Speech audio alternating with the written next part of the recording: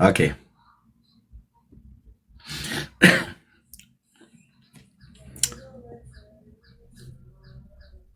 በቀነት ያወቃችሁትን ንገሩን እስኪ እኛ የምናውቀው የእውነት ነው። ስማ እንዴት በዛሬ በተቀደሰች ቀን እንዳንተ አይነት እርኩስ ሰው ይወለዳል? እንኳን ደህና መጣህ ወንድማችን ቤተ ህይወት። አይ በዛሬዋ ቀን መወለድ እኮ ገርሞኝ ነው። አጋንንት በዛሬ ቀን መወለዱ። አየህ እኛ ዛሬ ለእመቤታችን ሻማ ስናበራ እንዳንተ አይነት እርኩስ ሰዎች ደግሞ እንረግማቸዋለን ማለት ነው። ታዲያ በራስህ ግን እዘንበት። በራስህ ግን በዛሬ ቀን ተወልደ የእመቤታችን ጠላት በመሆነ በራስህ ግን እዘንበትሽ። ምን ልደቷ የተወለደችበት ቀን ነው ወይ ብሎ መጠየቅ ነው ጠላትነት? እከካም እኮ ነህ። ያው ከካምነትን ግን እዚህ ብዙ ሰው አይነግርህም ሶሻል ሚዲያ ላይ። ያው እኔ በግልጽ ልንገር ያው እያየው ስለሆነ ከኩን ችግር የለውም። እሱኛውን ቀስ ብዬ አራግፈዋለሁ። ግን የጠየቅኩ ማርያም ዛሬ መወለዷ እውነት ነው ወይ ብዬ መጠየቄ፣ ቀኑ ትክክል ነው ወይ ብዬ መጠየቄ ነው ወይ? አንተም ተወልደሃል እኮ አልኩ። አንተም ተወልደህ አንተ እንኳን መወለድህን አምነናል እንኳን የእመቤታችንን ማለት ነው። እና ያው እድሜ ልክን የእመቤታችን ጠላት ሆነ ትውላለህ ትኖራለህ። ግን መጨረሻ ቪአይፒ ሲሆን ነው ማለት ነው። እንዳንተ አይነት ሰዎች የሚቀጡበት ቦታ አለ እና ለትንሽ ጊዜ ነው ብትዘል፣ መጨረሻን ግን አብረን ያለን ማለት ነው። ኦኬ እሺ ኦኬ። ስለዚህ መስከረም 10 ግንቦት 1 ቀን ወንድማችን የኔ ልደት ዛሬ እንደሆነ እውነት እንደሆነ እኔም እናንተን አምኛለሁ ብሎ እንዳለኝ፣ እሺ እኔም ልመንለት ግንቦት 1 ቀን ነው ብዬ ማለት ነው ለቤተ ህይወት። መስከረም 10 ቀን ነው ደግሞ ልደቷ ብላ ትላለች የኢትዮጵያ ኦርቶዶክስ። ይህንስ ምን ትላለህ ወንድም ማለት? እዛ ሳዶማውያን ፓስተሮች ከነዚ ውስጥ አንተ ስንት ባላለህ? ከፓስተሮች ውስጥ ስንት ባላለህ አንተ? ዋው ዋው! በጣም ድንቅ የሆነ መልስ ነው። እነግርሃለሁ። ከዛ እንደዚህ አይነት ኦርቶዶክሳዊ ሃይማኖቷን ሊያስጠብቁላት ትክክለኛ መልስ ሊመልሱ የሚችሉ እንደነኝ አይነት ሰዎች እስከዛሬ ድረስ መደበቃቸው በእውነት ቤተክርስቲያኒቱ ተጎድታለች። አሁን ይሄን የመሰለ እውቀት ያለው ሰው እንደዚህ ተደብቆ ለጠይቁ ጥያቄ እያያችሁ ነው። ተገቢ የሆነ መልስ በየፈርጁ ነው ያደረገው። ያደረጋቸው ጳጳስ ብፁዕ አቡነ ጴጥሮስ ናቸው። አስኬማ የደፉ ናቸው። እና ለጠይቁ ጥያቄ የሚመልስልኝ መልሲው ኦርቶዶክስ ማለት እንደዚህ ማለት ነው። እና ምንድነው አሁን ያለው? ያው ግብረ ሰዶማውያንን ይወዳሉ ባይዘው እነሱ ከዚህ አካባቢ መጽሐፍቶቻቸው እናንተ ቆላችሁ ፈቅዳችሁ የምታጋቡት ወንድም ማለት እናንተ ቆላችሁ ፈቅዳችሁ የምታጋቡት መስከረም 10 ነው ብላለች ልደቷ ቤተክርስቲያኒት። ምን ትራለን ያልኩ እኮ ይሄንን መልስልኝና መልስልሃለሁ። መጀመሪያ የጠየቁ መልስ ኦኬ። የግንቦት 1 ቀን ዛሬ የማርያም ልደቷ መሆኑን ያንተን ካመንኩ አንተም የኔን መን ሊበልሃል። እሺ ዝም ብዬ በጥያቄ መልስ ለያዘው በጥያቄ መልክ ለያዘው። ግንቦት 1 ቀን የማርያም ልደት ነው ማለት ነው። መስከረም 10 ቀን ነው ልደቷ ሲያለች ቤተክርስቲያኒቱ። መስከረም 10 ማርያም የተወለደችበት ቀን ነው። የኛ ቤተክርስቲያን እንደዛ አለች አይደለም? ያንተ ቤተክርስቲያን ደግሞ ሰዶማውያንን ታጋባለች። ይህንን መልስልኝና መልስልሃለሁ። ኦኬ ከሰዶማውያን ተርታ ካነሳ ዘንዳ አሁንም የኢትዮጵያ ኦርቶዶክስ ተዋሕዶ ቤተክርስቲያን ወንድማችን እያለ ያለው ጌታ መድኃኔዓለም ኢየሱስ ክርስቶስን ስሙን ጠርተው ለስም አጠራሩ ክብር ይሁን ይሉና እሱና ሃይማኖቱ ማለት ነው ኢየሱስ ክርስቶስ ራሱ ጌታችንን በዚህ አሁን እሱ በሚጠራው እና በሚወዱት ማለት ባይዘው ግብረ ሰዶምን ይወዳሉ ኦርቶዶክሳውያን። ይህም ደግሞ ዝም ብሎ አይደለም፣ ገንዘብ ሁሉ ጭምር ይቀባበላሉ። በቤተክርስቲያኒቱ ኦፊሻል መጽሐፍት ማነው ድረገጽ ላይ የተጻፈ ነው። ስለዚህ እንኳን አይደለም ሰውን አይደለም ጌታዬን ኢየሱስ ክርስቶስን እንኳን ግብረ ሰዶም ነው ብላ የጻፈች የእሱ ቤተክርስቲያን ናት። አረዳድ አንተ ስማ፣ ዝሙታዊ አረዳድ ስላለ አይገባም፣ መንፈሳዊ ነገር አይገባም። በአንተ በተረዳበት ጭንቅላት አይተረጉምም። እኛ አንተ ተርጉም ላይ ላስነብብ ወይ ስታይ ስትማር ያደግከው ቸርች ውስጥ ይህንን ስለሆነ የተጻፈውን መረዳት የምትችለው በአንተ በባለጌ ጭንቅላት ነው። ስለዚህ አይገባም፣ የተጻፈው መንፈሳዊ ይዘቱ አይገባም ማለት ነው። በአንተ ልክ ስለምታስ ጥሩ መንፈሳዊ ይዘቱ እንዲገባኝ ተተረጉምልኛለህ። ላንብብልህ አይደል? ተረጎምንልህ እኮ ስንት ጊዜ መለስንልህ፣ ግን አንተ አይገባህም። ምክንያቱም የመጣው በተቻለኛ አቅም ኦርቶዶክስን እስኪ ልንቀፋ። ለምሳሌ ድርሳነ መድኃኔዓለም ላይ ወገር ለመባሲዮን ላይ መድኃኔዓለም ስንቴ እኮ አነበብክን እናውቀዋለን። ሳሙ አምላኩ ነው። የአቡነ መባጽዮን አምላኩ ነው። ቢሰማው ችግር የለውም አባት ልጁ እንደሚሰማው። አንተ ግን ዝሙታዊ ስለሆነ ጭንቅላት ዝሙታዊ ስለሆነ ይህንን መረዳት አትችልም። ወንድም አለም እየተደማመጠ እሺ፣ ቴንኪው የአምላኩ ነው። እሺ የመባጽዮን አምላኩ ነው። ከንፈሩን ሲስመው ግን ልቡን ጭምር ነው ያሳጣው። ይሄ ማለት ስሜት ውስጥ ከቶታል ማለት ነው። የተጠየቀውን መልስ። ልቦናውን እስኪጠፋ ድረስ ነው የሳመው እና ምንድን ነው ያ ነገር ነው እያልኩ ያለሁት። ልቤን አሳጥቶኛል አለ። እሺና ኦኬ፣ ጌታችን ኢየሱስ ክርስቶስ ወንድ ነው አይደል? መባጽዮንም ወንድ ነው። ስለዚህ የእናንተ መድኃኔዓለም ብላችሁ ያላችሁት የመባጽዮንን ከንፈር ሲስመው እንግዲህ ግብረ ሰዶም ብላ ያልከውን ቻለው። ከዛ ቀጥዬ ደግሞ ሌላ ደግሞ አመጣልሃለሁ ማለት ነው። አምላኩ ነው፣ አምላኩ ነው። አየህ አንተ ግን የምታስበው በዘማዊ ጭንቅላት ነው። እየተደማመጥን ብራዘርዬ፣ የመባጽዮንና የክርስቶስ ግንኙነት የፈጣሪና የፍጡር እየተደማመጥ ነው ወንድም አለም። ኦኬ፣ ፈጣሪና ፍጡር ከንፈር ለከንፈር ሲሳሳሙ ፈጣሪ እየከጀለው እየመጣ የፍጡርን ከንፈር እየሳመ የፍጡርን ልብ እስኪርድ ድረስ ልቡ እስኪቀልጥ ድረስ ይስመዋል አይደል? የእናንተ መድኃኔዓለም አረዳዴ ልክ አይደለም እምልህ አንተ። ስለዚህ ላንብብልህና የአባትና የልጅ ግንኙነት አንተ ልጅ አለ ልጅህን ተሰማለህ። የአባትና የልጅ ግንኙነት ያላቸው ግንኙነት ያ ነው። ላንብብልህና ተርጉም። አምላኩን አንተ በፈለከው አንተ ተረጉምልህ። እኔ በፈለኩት እኮ አይደለም ያልኩህ። መጽሐፉ ወይ ነበብልህና አንተ ተርጉመው እኮ አልኩህ። አንብበው እኮ ስንት የተረጎምንልህ አትሰማም እንጂ አንተ። እሺ ምን ብለህ ነው የተረጎምከው? እሺ ትርጉሙን አስታውሰን። እሺ ያው መለስኩልህ እኮ ትርጉሙን እኮ መለስኩ። የምን ግንኙነት ነው? መባጽዮን ኢየሱስ ክርስቶስ አንደኛ አምላኩ ነው። ገብቷል? ስለዚህ ያላቸው ግንኙነት የአባትና የልጅ ነው። ከዛ አንጻር ነው የምንረዳው። አንተ ግን ዘማዊ ስለሆንክ ከዝሙት አንጻር ትረዳዋለህ። ያ ነው ልዩነቱ። ግድ የለም እንደማምጥ። ቴንኪው ስለ ስድብ ባይዘ በጣም አመሰግናለሁ። አልሰደብኩም እኮ እውነቱን የሆንከውን ነው የነገርኩህ። ችግር የለውም። እኔ ከአንዷ ሴት ጋር ብቻ ነው የማደርገው። እሺ ከሚስቴ ጋር ማለት ነው። ከወንድ ጋር ሳረጉ ይለን ግድ የለም ብራዘር። ምንድን ነው ይሄ እኮ ሀገር የሚያውቀው ነገር ስልህ ግድ የለም ችግር የለም ግድ የለም። በደንብ ውስጥ ያለውን መርዝ በደንብ አስተፍቼ ነው የምወጣው። ግን እኔ ጠይቃለሁ። እኔ አስተፋለሁ። ኦኬ። ስለዚህ የአባትና የልጅ ግንኙነት ነው ብሎናል። ቅድም ልብ በሉ። አባትና ልጅ ከንፈር እየተሳሳሙ አባት የልጁን ከንፈር እየሳመ ልቦናውን ያሳጠዋል እያልከን ነው። ስሜት ውስጥ ይከተዋል እያልከን ነው አይደል?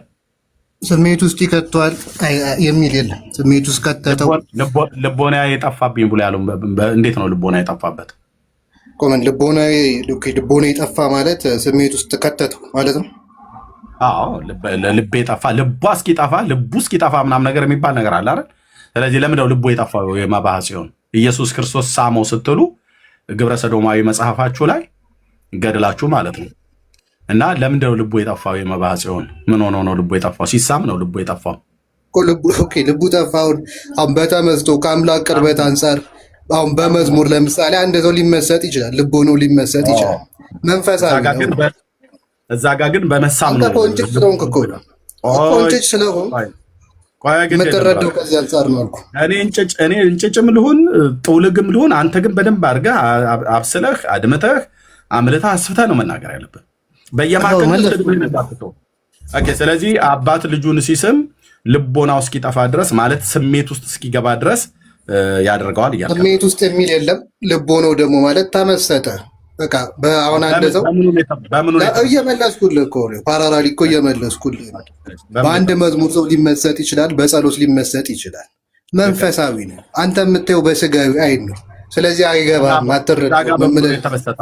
በመዝሙሩ እንዲያስመሰጠው በልቦ ነው። ምክንያቱም ፍቅሩን ስለገለጸ ለምሳሌ አንድ ሰው የክርስቶስን በመስቀል ላይ ሲያየው ልቦ ነው ሊመሰጥ ይችላል። ከፍቅሩ አንጻር ከዛ አንጻር መንፈሳዊ ኦኬ።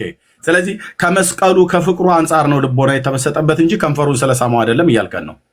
ኦኬ አባቱ ነው፣ አምላኩ ነው፣ ልጁ ነው። ስለሳመው ከፍቅሩ አንጻር ልቦ ነው በመንፈሳዊ ሕይወት ተመሰጠ። ወዳጄ እንጂ አንተ እንደምትለው አድምጠኝ፣ እንደማመጥ 18 ጊዜ አባቱ ነው ብለህ ስላልክ ማምለጫ አይሆንም። ቀጥለህ አክስቱ ነው እንዳትለኝ። እኔ አባቱ ነው ብለኸኛል፣ ኦኬ ተረድቻለሁ። አምላኩ ነው ብለኸኛል፣ ተረድቻለሁ። ከንፈሩን ሲስመው ነው። በመዝሙርም ይመሰጣሉ ሰዎች፣ ስቅለቱንም ሲያስቡ ይመሰጣሉ አልክ። በምንም ነገር ሊመሰጥ ይችላል። እዚህ ጋር ግን መባህ ሲሆን የተመሰጠው ከንፈሩን ሲመጠምጠው ነው አይደል?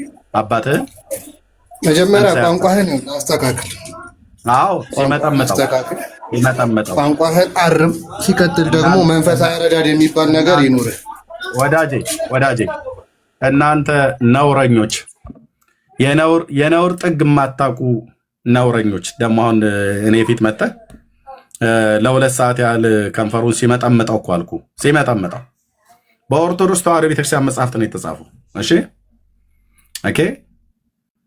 አዎ ሲመጠምጠው ልቡ ጠፋበት ይላል እና ከግንቦት ልደታ ወደ ከንፈር ምጥመጣ ተመጣ ማለት ነው። እንደዚህ ነው። አየህ በደንብ አድርጌ ዳራ ሲዤ ማለት ነው። ላብ በላብ እስክትሆን ድረስ ጠይቃለሁ። ያው እየተንተፋተፍክ ታወራለህ። የእናንተ ስድብ ደግሞ አይገርምህም? ቅቤ የሆነኝ እኮ አንተዬ፣ እንዴት እንደተስማማኝ አልኩ እያልኩ እያጋሳው የእናንተ ስድብ አንተ አይነቱን እንረግመሃለን አለኝ። ረግሞ ነው የተነሳው። ተዋል እመቤቴ ሆይ ይህን ልጅ ገልብጩ ደፊው ብሎ ሲል እኔ ራሱ ደፋታለሁ መጥቼ ማለት ነው። ከነ ንፍሯ ጭምር ያለ ርኅራሄ ዓለም አደባባይ ላይ በታሪክና በመረጃና በማስረጃ ከነ ንፍሯችሁ ጭምር ያው ደፊው ብለህ ስትመጣ እኔ እዚህ እየደፋው ነው ማለት ነው። በመረጃ ነው እና እንደዚህ መድኃኒዓለም ውልውል አድርጎ አንተ ሰይጣንም የተወለደበት ቀን ቻለው እንግዲህ ሰይጣን ብለህ ካልክ መነጽር አድርጎ መጣባህ። ዛሬ ደግሞ ሰይጣን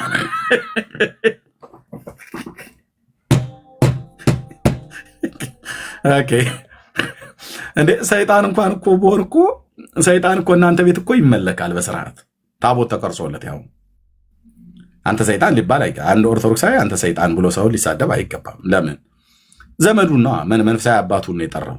አንድ ኦርቶዶክሳዊ ለምን ተወርደኛል? አድምጠኝ። ያው ፊት ለፊት እያወራሁ ለምን ተወርደኛል? አድምጠኝ። ኦኬ አይ ለጠይቁ ጥያቄ መልስ ስለሌለ መለስኩልህ። አንተ ወረድከኝ። ያው መለስኩልህ እኮ የእኛ ፍቺው በዚህ መልኩ ነው አልኩ። አንተ ግን የአንተ ቸርች ፈቅዳ አዳምጠኝ፣ እዛ ሳዶማውያንን ታጋባ አድምጠኝ። ይኸው እኮ አንተ እዚህ እኮ የምታጋባውን ቸርችን ደግሞ ፈተው አንተ ትርጉም ወዳጄ ሲጀምር ሰዶማ ያጋባ ቸርች የኔን ቸርች አንድ አታመጣ። ያው ግን ተራጋሚና ተራ ሙሉ ወሬ የምታወሪ ስለሆነ እታች ወረድ አትላክልኝ። እታች ወረድ። እንደዚህ ቀንድ እንደዚህ ያበቀልክ ማለት ነው፣ ባንዴ ማለት ነው። ምክንያቱም የዛሬ ርዕስ የግንቦት ልደታን ከነንፍሯ መድፋት ነው። በምን በእውቀት ግንቦት ልደታ ተብሎ የተባለው ማርያም የተወለደችበት ቀን ነው ተብሎ የተባለው ቀን ኦኬ አይደለም ብዬ ባልላችሁ ይጠየቅ። ጥያቄ ምልክት ልብ በሉ። መስከረም 10 ቀንስ የተወለደችበት ነው ብላ ኦርቶዶክስ ጽፋለች። የማርያም ልደት ግንቦት 1 ነው ወይስ መስከረም 10 ነው? ለዩልን የተባለው ግብረ ሰዶማዊ ብለህ ካልክ አቅፈው ተኛ ብራዘር፣ እኔ አይመለከተኝም። ተቃቅፋችሁ መተኛ ትችላለህ። ያው እግዚአብሔር ምሕረት ያርግላችሁ። መድኃኒዓለምስ ከወንድ ጋር እንደዛ አደረገ ብላችሁ የምትሉት ነውረኞች እኮ አልኩ። ኢየሱስ ክርስቶስ ከሰዎች ጋር እንደዚህ ያደረገ ብላችሁ የጻፋችሁ ነውረኞች ማለት ነው። ንገሩኝ ባይ በየጎዳና ምን ይባላል እንደሚባለው ማለት ነው። ኦኬ እና አሁን የተጠየቀው ስለ ንፍሮ ቅቀላህ በዓል እውነት መንፈሳዊ በዓሉ መጽሐፍ ቅዱሳዊ ነው ወይ? እና መስከረም 10 ነው የተወለደችው ብላ ደግሞ ኦርቶዶክስ ብላ ትላለች እያልን ነው። የሚመልስ ካለ ይመጣል ማለት ነው። የማይመልስ እስካለ እባብን ሲይዙት እንደዚህ ጭንቅላቱ አካባቢ እንደዚህ ይባል ጭምቅ አድርገው ከዛ እባቡን ጭንቅላቱ አካባቢ እንደዚህ ስትይዘው መርዙን ትፍት ያደርጋታል። እና በጥያቄ ሲይዝህ ትፍት አድርጋት መርሱን ትወጣለህ ማለት ነው። ቴንክ ዩ።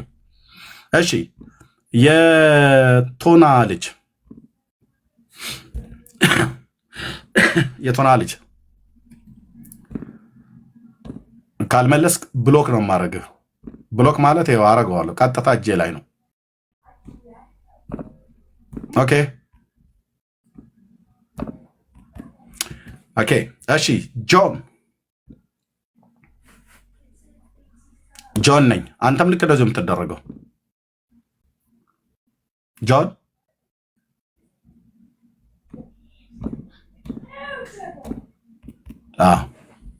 እንደዚህ ትቀጣላችሁ ማለት ነው።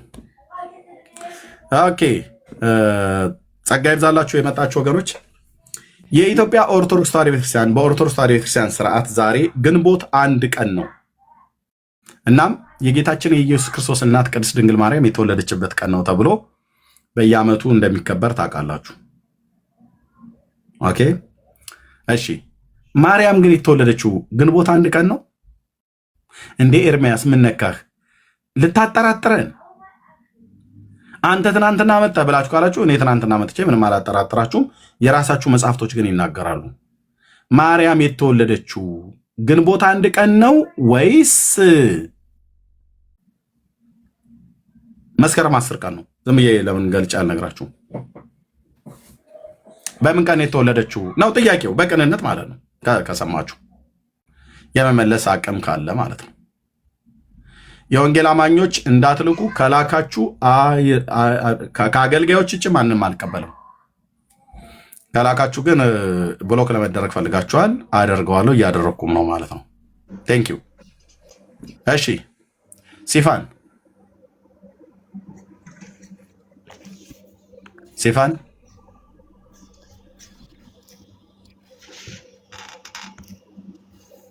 ሲፋን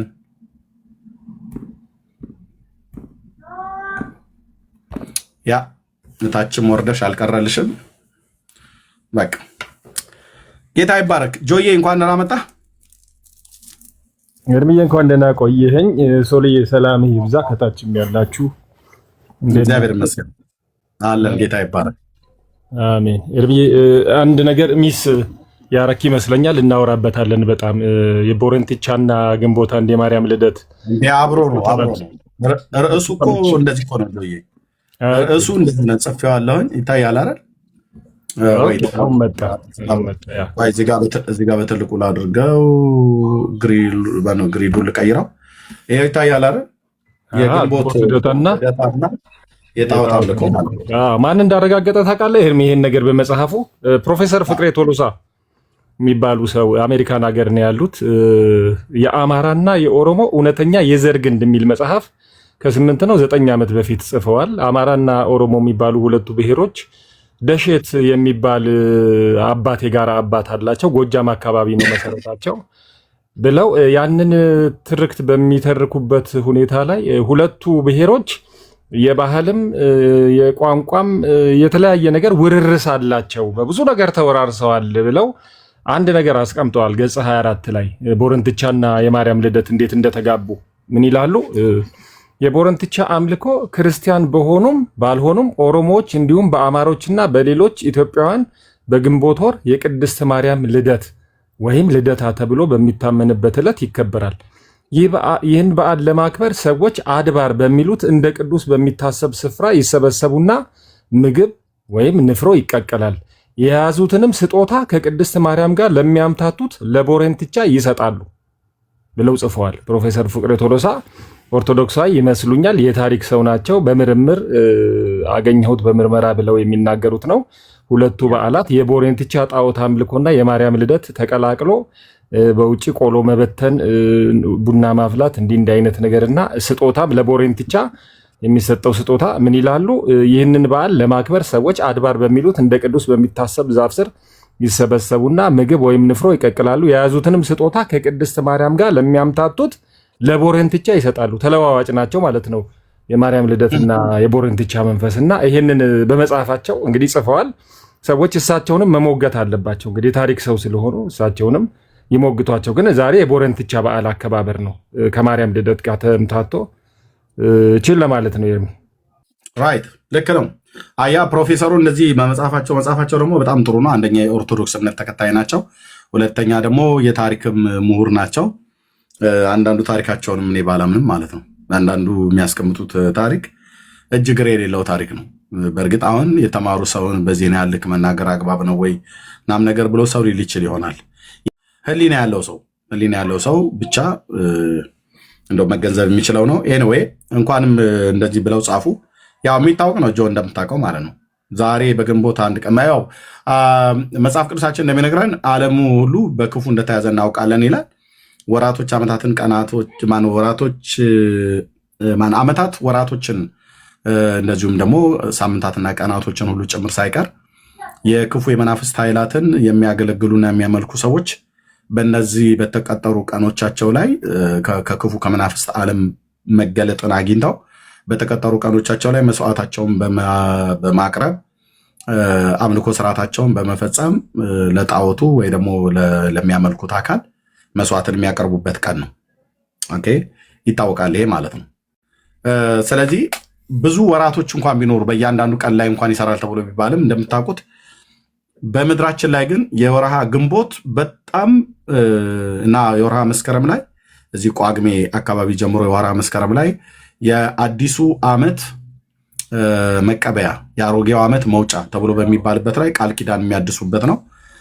ሁለተኛ ይሄን በወርሃ ግንቦትም ልክ እንደዚሁ አለ። ባይዘው የግንቦት ብቻ አይደለም፣ በወርሃ ሰኔም ላይ አለ። እንደዚሁም ደግሞ በየተለያዩ ቦታዎች ላይ ብቻ ሰይጣን ያስቀመጠው ቀን አለ። በዚህ ቀን ላይ እንደዚህ አድርጉልኝ፣ በዚህ ቀን ላይ እንደዚህ አድርጉልኝ ብሎ የሚል ማለት ነው። አንዴ የጉባኤ እግዚአብሔር ቤተክርስቲያን አሴምብሊ ቸርች በነበርኩበት ሰዓት ላይ እሑድ በወንጌል ስብከት ጌታን የተቀበሉ ሰዎች ሰኞ የካውንስሊንግ አገልግሎት እንሰጣለን እና ሌሎች አገልጋዮች ማለት ነው። እና ከ6 ኪሎ ዩኒቨርሲቲ ተማሪዎች ይመጣሉ። የእኛ ጋር ጉባኤ እግዚአብሔር አሴምብሊ ቸርች ቅርብ ስለሆነ ይመጣሉ። እዛ ጋ የግብፅ ኤምባሲ ያለ የምታውቁት ሰዎች ማታውቁትም ከሆነ ለአዲስ አበባ ዩኒቨርሲቲ የ6 ኪሎ አጥቢያ ማነው ዋናው የአዲስ አበባ ዩኒቨርሲቲ 6 ኪሎ ያለው ለእኛ ለኢትዮጵያ ጉባኤ እግዚአብሔር አጥቢያ 6 ኪሎ አጥቢያ ቅርብ ነው። እና መጥተው አንዲት እህት ጸልዩልኝ ብላለችና ሁሌ ነው የምናገር ይሄን ጸልዩልኝ ብላ እየጸለይንላት እያለ ክፉ መንፈስ ማኒፌስት አደረገ፣ ከኋላ ላይ ተገለጠ ማለት ነው። ማነህ ብለን ስንለው የእናቷ እኔ ምራም ብሎ አለ እና ውጣል ነው በጌታ በኢየሱስ ክርስቶስም እናዛለን ውጣል ነው። አልወጣም ማለት ትወጣለህ አልወጣም። ስለዚህ ወደ አይምሮዋ መልሰን እኛ ወንጌል ነገርናትና አስቀድመን ወንጌል ነግረናት ነበር። ከዛ ውጣ ስንለው መለፍለፍ ጀመረው ሰይጣን እንደምታውቁት ማለት ነው። እና ምን አለ ሰኔ 12 ቀን የሰኔ ሚካኤል በፈርስና በደም ነው የምታጠብ የነበረው ቃል ኪዳኔን የማደርገው ብሎ ያለውን ነገር አልረሳሁትም። በፈርስና በደም የእንስሳው ደም ታርዶ ፈርሱ ተበጥብጦ አብሮ ከደሙ ጋር አብሮ ተቀይጦ እና በዛ ይታጠባል እና እንደዚህ ነው የማደርገው የነበረው ብሎ አለ ማለት ነው። በሌላም ጊዜ ላይ እንደዚሁ እየተጸለየ ያለ ከሰው ላይ እንደዚሁ ክፉ መንፈስ እየወጣ ያለ የተለያዩ ልምምዶች አሉ። አንዳንዴ በእንስሳ በድመት በአይጥ በተለያየ አይነት መልክ የክፉ የመናፍስት ኃይላት እንዲገለጡ ተማጽኖ ያደርጋል በላዩ ላይ ያለው ወይ በሴትዮዋ ላይ ወይ በሰውየው ላይ ያለ መንፈስ ማለት ነው።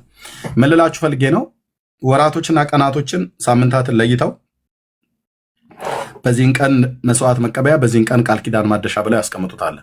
ይሄ ወርሃ ግንቦት አሁን ወንድምነት እንዳለው ጆ እንዳለው በተለይ በገጠሩ ዓለም እንደኔ ገጠር ላደገ ሰው በከብቶች በረት ውስጥ ቡና በማፍላት ርሚጦ የሚባል ከኑግ የተወቀጠ የተለጠለጠ ቂጣ የጤፍ ቂጣ ተደርጎ ከኑግ ጋር እኛ እንኳን ማንበላው ማለት ነው። ወንድሞች እናቶች ጤፉ ንጹህ ጤፍ ይፈጫል፣ ከዛ ቂጣ ይጋገራል። በተለይ የጥቁር ጤፍ ቂጣ ነው ብዙ ጊዜ የሚሆነው እና አድርገው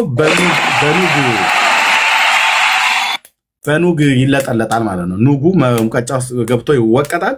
ከዛ ቂጣው አብሮ ሆኖ በዛ ይወቀጣል። እንደዛ አድርገው ለማን ነው የሚጥሉት? ከከብቶች በረት ስር ከከብቶች በረት ስር ጣሉለት ይባላል። ቡና ተቀርቶ ወስዳችሁ ድፉለት ይባላል። ድፉለት፣ ጣሉለት፣ ቅዱለት። እዛ አካባቢ ላይ አትመላለሱ፣ አንስታችሁ እንዳትበሉ፣ የተጣለውን አንስታችሁም ወደ አፋችሁ እንዳታደርጉ፣ ወደ ኪሳችሁም አታድርጉ ተብሎ በጥንቃቄ ይነገረናል። እኔም ብቻ አይደለም ከሰሜን ኢትዮጵያ እስከ ደቡብ ከምስራቅ እስከ ምዕራብ ይሄ ነው የሚደረገው። ጆ እንዳለው ይሄ ቦሮንትቻ መንፈስ ማለት ነው። ለዚህ ቀኑ መጀመሪያው ዋነኛው ቀን መቼ ነው? ይሄ ነው፣ ዛሬ ማለት ነው። ዛሬ ማለት ነው። ቦሮንትቻ በዓል በሚከበርበት ቀን አብሮ ከማርያም ጋር በቦሮንትቻውም ንፍሮ ቡና ምናም ነገር ተቀቅሎ ቡናም ተፈልቶ ይደፋል፣ ንፍሮም ተቀቅሎ ይረጫል። ለማርያምም ልደት ነው ተብሎ አብሮ ተያይዞ ማለት ነው ንፍሮ ተቀቅሎ ይረጫል። እዩ ከተማ ውስጥ አዲስ አበባ ከተማ ውስጥ ናዝሬትም ማለት ነው ዛሬ በአንክሮ እዩ። እንደውም ከቻላችሁ የወንጌል አማኞች ስታልፉ ቪዲዮ ቅረጿቸው፣ ቪዲዮ ቅረጿቸው። ከፈቀዱም ካልፈቀዱም በርቀት ሆናችሁ ቪዲዮ ቅረጿቸው። ምን እንደሚደረግ ወንድሞች እናቶች፣ ግልጽ የሆነ እኮ ዲመኒክ እኮ አጋንንታዊ እኮ አምልኮ ነው ምድራችን ላይ እኮ የሚደረገው። አሞከሻሽተው አቆነጃጅተው መንፈሳዊ ነገር አስመስለው ቢያቀርቡት የማርያም ልደቷ ነው ተብሎ ቢባልም ቤተክርስቲያኒቱ ግን የማርያም ልደት ግንቦት 1 ብቻ አይደለም መስከረም 10 ነው ብላ በመጽሐፏ ላይ ጽፋለች። ይኸው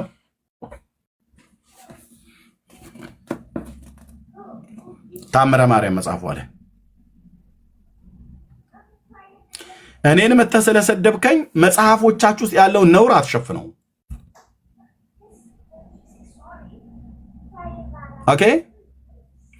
በዛሬው ዕለት በግ ፍየል ሰፈራችሁ ላይ ታርዶ ስጋው ተጠብሶ ተረጫጩት የለ እንዴ? ለማርያም ነው የምትረጫጩላት? በብረት ምጣድ ተጠብሶ ማንም ሰው ጠባሹ እንኳን ሳይቀምሰው አይደል እንዴ? እርጩለት እርጩት በትኑት በተንተን አድርገው ወርወር አድርገው ለእንትኑ ይሻላል። ለእንትኑ ይኸው ለእንትናም እንዲህ አይነት ፈልፈልቱ ነገር በጌታ በኢየሱስም ከምድራችን ላይ መጠረግ አለበት። አይመስልህ? አንደኛ በጸሎት ነው፣ ሁለተኛ በእውቀትም ጭምር ማለት ነው። ማርያም እንደዚህ አድርጉልኝ ብላለች ወይ? በእውነት የሷን በዓል ከሆነ የምታከብሩት ሲጀምር ግንቦት 1 ቀን የማርያም በዓል ነው ብላችሁ ያላችሁትን መስከረም 10ም የማርያም በዓል ነው የማርያም ልደቷ ነው የሚሉ አሉ ብላለች ቤተክርስቲያኒቱ። ዘግይታችሁ ለመጣችሁ ሰዎች ከፍቼ ማሳየት የዚህ ቤት ልማድ ነውና ከዛ ወደ ወንድሞች ሰጣቸዋለሁ። ይሄንንስ ማን ያለው? ማን ወንድሜ ጣሰው ኤርምያስን በመስደብ ልታሸማቀቅ መስሎ ከሆነ እኔ መጽሐፉን ይዤ ነው የማወራው። ያው ታምረ ማርያም መቅደም ቁጥር 22 ላይ ግንቦት በአንድ ቀንም የተወለደችበት ነው። ግንቦት በአንድ ቀንም ዛሬ ማለት ነው የተወለደችበት ነው። መስከረም 10 ቀንም ልደቷ ነው የሚሉ አሉ። እኛ ግን በተረዳ ነገር አባቶቻችን ሊቃውንት እንዳስተማሩን ልደቷ ግንቦት 1 ቀን ነው እንላለን አሉ።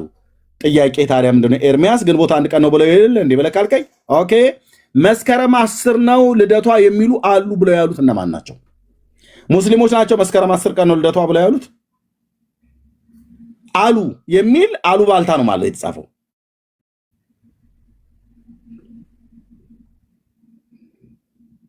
ካቶሊኮች ናቸው መስከረም 10 ቀን ነው ብለው ያሉት ከሆነስ የእነሱና የእናንተ እንዴት ተለያየች? አንዷን ማርያም እያከበራችሁ አንዷን ማርያም በዓሏን እናከብራለን እያላችሁ ጥንተ አብሶ ድቀተ ባህሪ ያለባት የለባትም ብሎ በሚለው ላይ 21 ሊቃውንት ተጠይቀው 21 አይነት ነገር እንደተናገሩ እንዴት ስለ ማርያም ለልደቷ ቀን እንዴት መስከረም 10 ነው እንዴት ግንቦት 1 ነው ብላችሁ ህዝብ ግራ ታጋባላችሁ? የትኛው ነው መስከረም ግንቦት አታደርገውም? በልደት ማን በትርጓሜ ግንቦትንም መስከረም አድርጋ አምጥተህ ጠምዝዘህ አታደርግም። እዚህ ቤት አታምታታም ስል ዝም ብዬ አይደለም።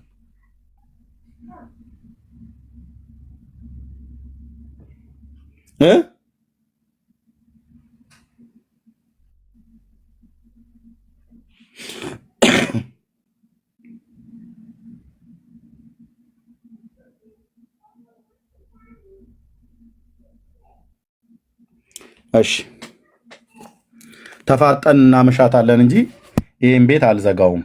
ጆ የምትለው ካለ ማለት ትችላለች። ሶል ከዛ ጆ ማለት ነው። ኦኬ ተፋጠን እንውላታለን እናድራታለን። እዚሁ እንግዲህ እስቲ ጉድ ይፈላል።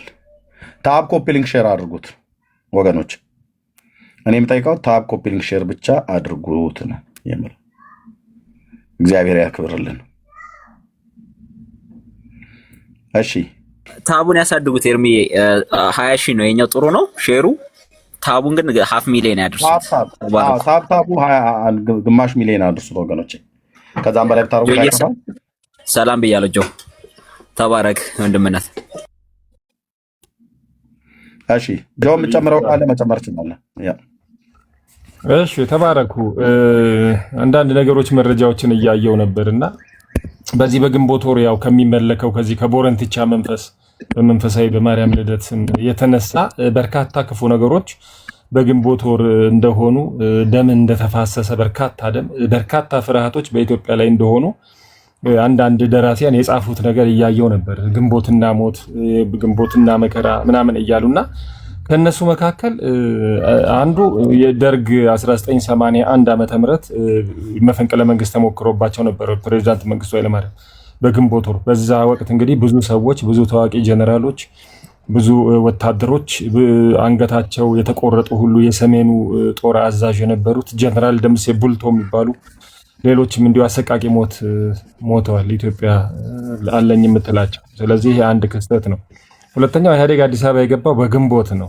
በግንቦት ወር ነው እንግዲህ ዝም ብሎ ወክ እያደረገ አይደለም የገባው ብዙ ሞቶች አሉ ብዙ ወታደሮች ተፈናቅለዋል ብዙ ሰፈሪንግ ብዙ ረሃብ ብዙ ጥፋቶች ይደርሰዋል እንግዲህ ከሁሉም ሳይድ እነዚህም ለመከላከል ሲዋጉ እነዛም ለመግባት ስለዚህ ይሄ ሁለተኛው ነው ሶስተኛ በግንቦት 27 ጎተራ ላይ የፈነዳው የመሳሪያ ዴፖ እንደገናም ሸጎል የሚባል ቦታም እንደ የፈነዳው ነገር ብዙ 10 ኪሎ ሜትሮች ሁሉ ፍንጥርጣሪው እየሄደ ነበር ሰዎች ይገል የነበረው እዛ አካባቢ እንዳለ አመድ ነው የሆነው ያም በአገሪቷ ትልቅ እንትን ነው የፈጠረው ሌላው ግንቦት 7 የሚባለው ወይም ምርጫ 97 ላይ በተፈጠረው እንትን በርካታ ሰዎች ሞተዋል በግንቦት 7 በነበረው አሁን በስልጣን ላይ ያሉ አንዳንዶቹም በውጭ ሀገር ያሉ ቅንጅት የሚባል እንትን አቋቁሞ እሱ እንግዲህ ድምጻችን ይመለስ በሚል ወጣቶች እንትን ባሉት በርካታ ሰዎች ተገድለዋል የምናውቀው ነው በአዲስ አበባም በክልሎችም እና ይሄ አምልኮ እንግዲህ ካመጣው ነገር አንዱ ይሄ ነው ሌላው ፕሬዝዳንት መንግስቱ ግንቦት 13 ይሁን ምናምን አገር ለቀው በሄዱበት ጊዜ በአገራችን ትልቅ ፍርሃት ነበር ሰዎች በቃ መንግስት የለም አለቀን ወይኔ ብለው በቃ ብዙዎች እግዚኦ ሲሉ የነበረበትና አጋንንት ሞትም ፍርሃትም ነው የሚልከው እና አንድ ግጥም እያየው ነበር ግንቦትና መፈንቅለ መንግስት በቀረብኝ ኖሮ ለምን በላሁት በቅልም የለ ሰኔና ግንቦት የግንቦቱ ባሰ አረም በስቶበት ብለው ሁሉ ደራሲዎች ሁሉ ተቀኝተዋል ድገሙ አንድ ግንቦት እና መፈንቅለ መንግስት በቀረብኝ ኖሮ ለምን በላሁት በቅል የለ ሰኔና ግንቦት የግንቦቱ ባሰ አረም በስቶበት አያችሁ ለምንድነው ከተባለ የጣዖት አምልኮ የሚደረግበት ወር ስለሆነ ቦረንትቻ ኦፊሻሊ በመንፈሳዊ ስም ከፍ የሚደረግበት የሚደገስለት ቆሎ የሚበተንለት ውጪ ንፍሮ የሚቀቀልበት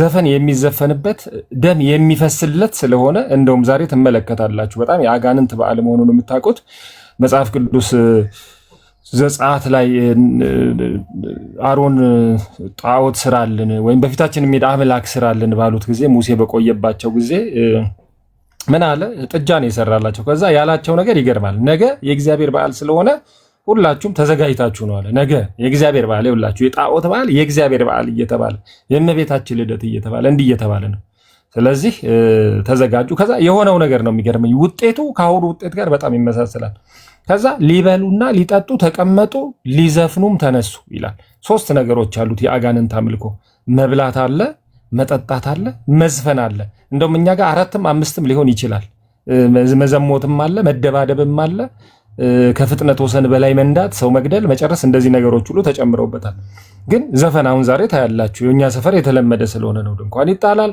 ገንዘብ አዋጡ ይባላል ቢራ ይገዛል ኡዞ አረቄ የሚባል እዚህ ተግባረ ጀርባ አለ አንድ ኡዞ መሸጫ እሱ ሰልፉ ልነግራችሁ አልችልም 100 እና 200 ሜትር ነው አሁን በዛሬ ቀን ስለዚህ ኡዞም ይጠጣል ይሰከራል ይዘፈናል አንዳንዶች ቤተክርስቲያናችን አትፈቅድም ይላሉ እኔ ትፈቅዳለች አላልኩም ግን አትከለክልም እንደዚህ የሚለው ነገር እረፉ አትልም አታስተምርም ምክንያቱም እምነቷ መጽሐፍ ቅዱስ ቤዝ ያደረገ ክርስቶስን ቤዝ ያደረገ ስላደለ ከምግብ ከመጠጥ ከዘፈን ጋር ቁርኝት ያለው ስለሆነ ዘፋኞችን ስለምትባርክ ሲሞቱ በክብር ቦታ ፈታ ስለምትቀብር አይዟችሁ ስለምትል የዛ ነገር መገለጫ ነውና ዛሬ መገለጫውን ሁላችንም በየሰፈራችን የድምጽ ብክለት፣ ጩኸት፣ ዘፈን፣ ጭፈራ የምንመለከትበት ስለሆነ የግንቦቱም ውጤት የዚህ የባዕድ አምልኮ፣ የጣዖት አምልኮ፣ የቦረንትቻ አምልኮ ውጤት ነው ብያለው። ዘግይታችሁ ለገባችሁ የቦረንትቻ የሚባለው በዓል ዛሬ ከማርያም ልደት ጋር አብሮ ተጋብቶ እንደሚመለክ ፕሮፌሰር ፍቅሬ ቶሎሳ የሚባሉ የታሪክ ሰው የጻፉት መጽሐፍ አለ። ኦርቶዶክሳዊ ይመስሉኛል በእምነት የታሪክ ምሁር ነኝ እንግዲህ ደርሼበታለሁ ባይ ናቸውና እንዲህ አይነት ነገሮች ስላሉ ከእንደዚህ አይነት በዓል ራሳችሁን ጠብቁ ለማለት ፈልጋለሁ። ተባረኩ።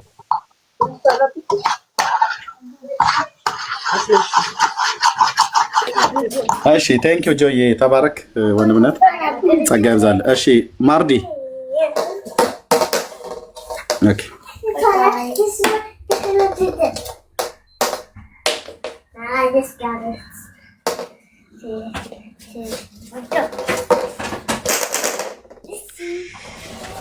ኦኬ ኔትወርካቸው ጥሩ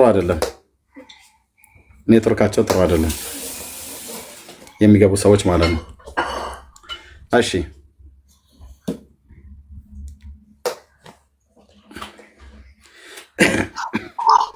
ማርዲ እንዴት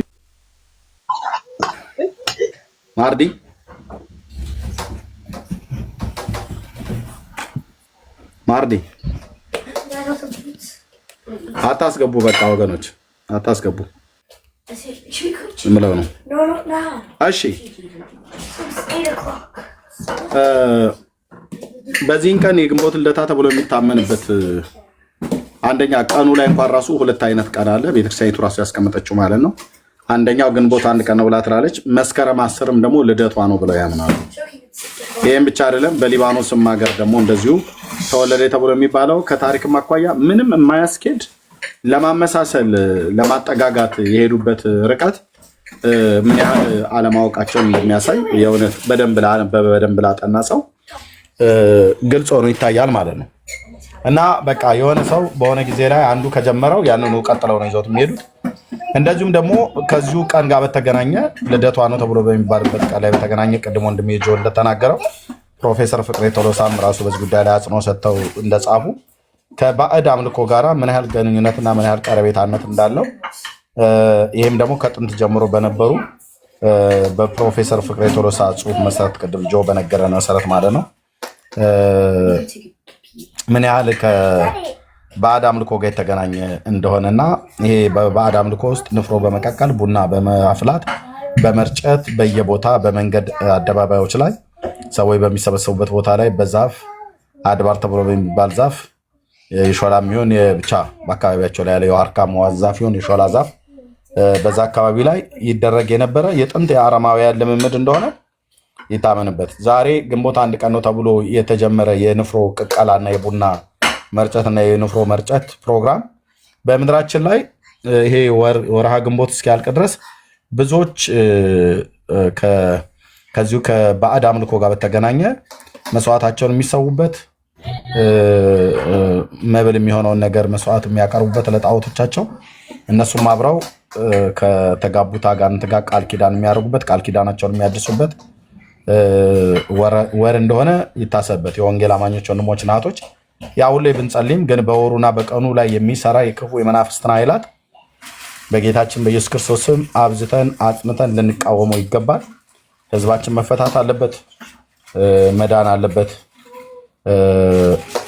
አጋንንታዊ አምልኮና ልምምድ አይደለም የሰውን አይደለም የእንስሳና የንፍሮን አይደለም የሰውን ደም ሁሉ እንኳን እስከ መገበር ድረስ የሚደርሱ ሰዎችም በዓለም ዙሪያ እንዳሉ በሀገራችንም እንዳሉ እግዚአብሔር የገለጠልን ያህል የምናውቀው ነገር ነው። በድሮ በንጉሱ ዘመን ቅንድቡ የገጠመ ሰው ሽፋሽፍቱ የገጠመ ሰው አንተ በንጉሱ ዘመን እኮ ኖረህን ቢሆን ኖሮ ተብሎ ሁሉ እንኳን ይባላል። በሀገራችን ቅንድቡ ሲበቅል በዚህ ከአፍንጫው በላይ ቅንድቡ ከገጠመ ለስለት ምንድነው ለመስዋዕትነት ይፈልጋል እየተባለ እንደዚህ አይነት ነገር ነበር። ቅንድቡ የገጠመ ሰው እየተባለ ማለት ነው። እና ይሄንን በጣም አጽንተን ልንቃወመው የሚገባ አጋንንታዊ አምልኮ ነው ማለት እንወዳለን። እዚህ ላይ ገብተው ሊያስረዱት የሚችሉት ነገር ስለሌለ እኔም በዚሁ ልለፍ። አንደኛ ቀኑ ግንቦት 1 ነው አሉ፣ መስከረም 10 ነው ብላ ትላለች ቤተክርስቲያኒቱ። አለየላትም። ጠያቂ ሰው ስለሌለ በቃ ዝም ብሎ የተነበበለትን አሜን ብሎ ቡና ወደ መጠጣት ንፍሮን ወደ መብላት ነው የሚሄደው። ሁለተኛ ይሄ ንፍሮ ቀቃ ነው ሶሪ። ሁለተኛ አገሪቱ የተወለደችበት ሊባኖስ ነው ተብሎ የተባለው ሊባኖስ ውስጥ የማርያም ቤተሰቦች እዛ ሄደው ወለዱ። የወለዱበትን ምክንያት እዛ የሄዱበትን ምክንያት በስደት ነው ብለው ይላሉ። ውሸት ነው ግን ወንድሞች እናቶቼ፣ ያኔ አገራቸውን ሮማውያን ስለሚገዙ ነበር በስደት የሄዱት አሉ።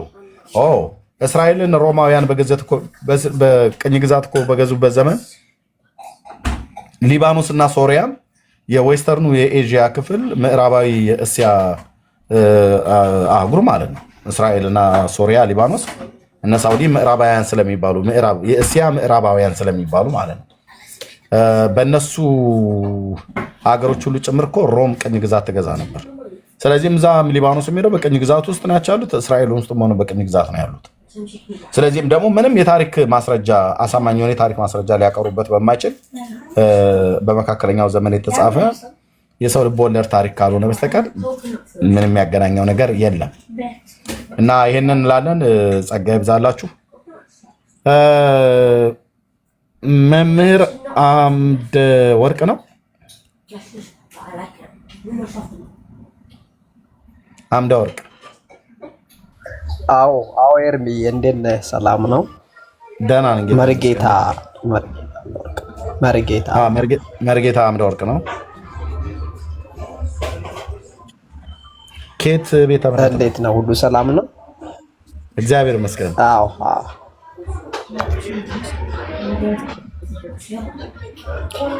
ያው ብዙ ማለት በእርግጥ አልችልም ካለውበት ሁኔታ አንጻር ደስ ይላል የምትሉት ነገር ያው ተቃራኒ ስለሆንኩ እኔም እግዚአብሔር ይመስገን። ይሰማል አይደለ? አዎ ይሰማል። ኦኬ። አይ ስለዚህ ያው ብዙ ማለትም አልችልም። ያው ብዙ እንዳወራ አያስገድደኝም አካባቢ እና ጥሩ ነው። በደንብ አውሩበት። ያው እኛም እንግዲህ በማለዳ ተነስተን ይሄንን ቀን ይሄን መባቻ ረግመነዋል፣ ቀድሰነዋል። ግንቦትን ለወንጌል ቀናት ሁሉ እግዚአብሔርን ነው የሚያከብሩትና ስለዚህ ጥሩ ነው። ሄዱበት። ትንሽ ጊዜ ማለት ራሴን ለይቼ እስኪ ማወራበት ጊዜ ካለ ምናልባት አመቻቻለሁኝ። ተባረኩልኝ። ጸጋ ይብዛላችሁ። እሺ ቴንክ ዩ መርጌታ። ኦኬ እንረዳለን። እግዚአብሔር ይባረክ። ጸጋ ይብዛላችሁ። እሺ ወንድምነት ቤካ እንኳን ደህና መጣህ። ኤርማያ እንኳን ደህና ቆየኝ አባ። ደህና ነኝ። ሃፒ በርዝዴይ ብያለሁ። ቴንክ ዩ ብራዘር። እኛማ እኮ በኋላ እንቀውጠው። ለማንኛውም በኋላ እንቀውጠዋለን፣ ችግር የለውም። የሜርሲም ጭምር የሜርሲም ነው እንጂ የኔና የሜርሲ እውነት ነው። የማርያም ግን የተባለው ጥርጣሬ ያለው መስከረም 10 ነው እያሉ ነው ኦርቶዶክስ አይነት የማርያም ግን አልተገለጠም። እኔ ከዚህ ለኛል ታውቃለህ፣ በልጅነቴ ምናምን እኛ ጋር አለች ትልቅ እንትን ዋርካ አለች እና አስታውሳለሁ። በጣም ነው የማስታውሰው። የሰፈር ሰዎች ዱቄት ያዋጣሉ። ከዛ ንፍሮ ምናምን ነገር ምንድነው የንፍሮ መቀቀያ ያላል በለቀ ያዋጣሉ። ከዚያ አንድ ላይ ምናምን ተሰባስበው እዛ አድባራው ነው ምናምን ዛፏ ጥግ ስር ማለት ነው ሶሪ ዛፏ ስር ምናምን ነገር ንፍሮ ይቀላሉ፣ ቡና ይቆላሉ ምናምን ነገር። ከዚያ ደግሞ በግ ይታረዳል። ከዛ አሪፍ ዱለት ምናምን ይዘጋጃል። ለካ ሃፒ በርዝዴይ ሜሪ ነው ለካ ጊዜው እና ትንሽ በጣም የሚያስጠላው ነገር ወይም ደግሞ ጣዖት አምልኮ እንደሆነ የምታውቀው ራሱ ላይክ ግብድዬ ቅቤ ምናምን ነገር እንትኗን ይቀባል አድባራው ላይ ግብዳ ቅቤ ከመበላቱ በፊት ማለት ነው። ከዛ ደግሞ ከዱለቱ ይወረወራል። ከምንድን ነው የሚባለው ከንፍሮ ይወረወራል። ከተቆላው ቡና ይወረወራል። አረ ማይደፋ ነገር የለም። አተላው ይደፋል። እና አይገባንም ነበረ። እኛ እንደውም በቃ እሷን ዛፍ ምናምን ነገር ማንም ሰው እንዳይነካ ምናምን እንከላከል ነበረ ነው ሰው። ግንቦት አንድ ሲመጣ እነኚህ ነገሮች ሁሌ ነው ትዝ የሚለኝ ወንድምነትና ቅድም ጆንዬ ምናምን ሳያወራ ከዚህ ከቦሪንት ጋር ምናምን በተገናኘ እና ምን ያህል ከባድና ቀፋፊ ወር እንደሆነ ይታወቃል። እንደውም ታውቃለህ ሜይ ቢ አሁን ላይ ሞር አሁን ላይ የእግዚአብሔር መንፈስ በኃይል ስለሚሰራብህም እኛም የእግዚአብሔር መንፈስ በእኛ ውስጥም ስላለ እንዴት ቀፋፊ እንደሆነና ጨለማ እንደሆነ ወራቱ ራሱ በጠቅላላ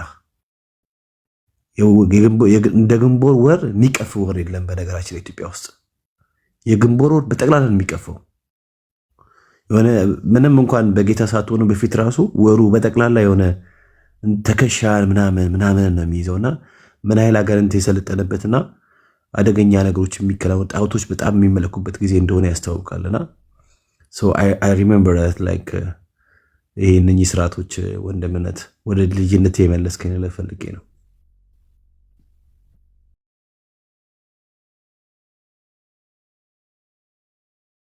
ቴንኪ ወንድምነት ቤካ ጸጋ ይብዛልህ።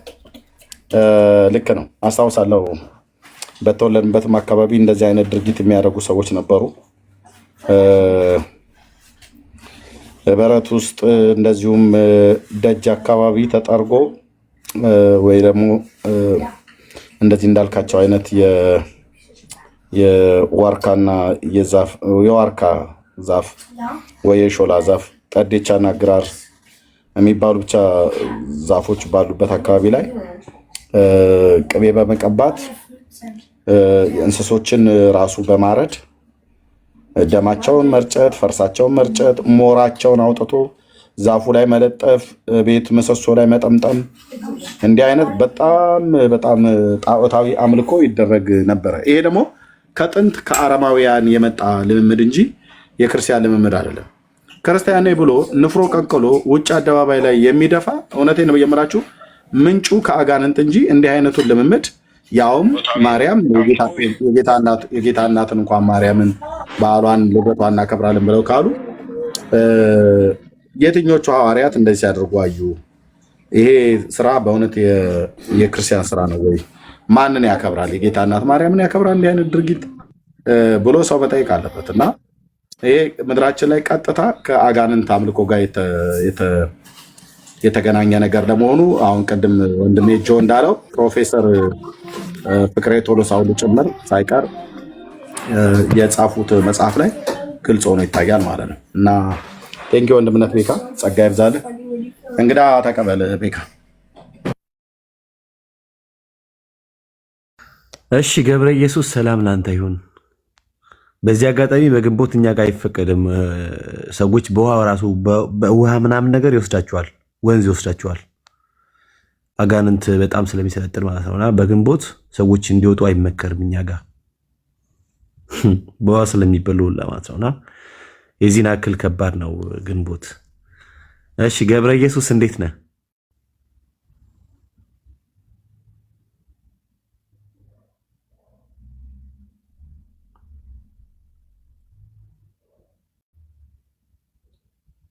ገብረ ኢየሱስ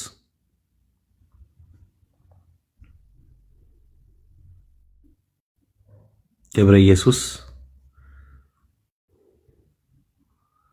እሺ አስወርደው ወንድምነት ቃል ማለት ሳይመልስ ንፍሮውን ይብላ በቃ።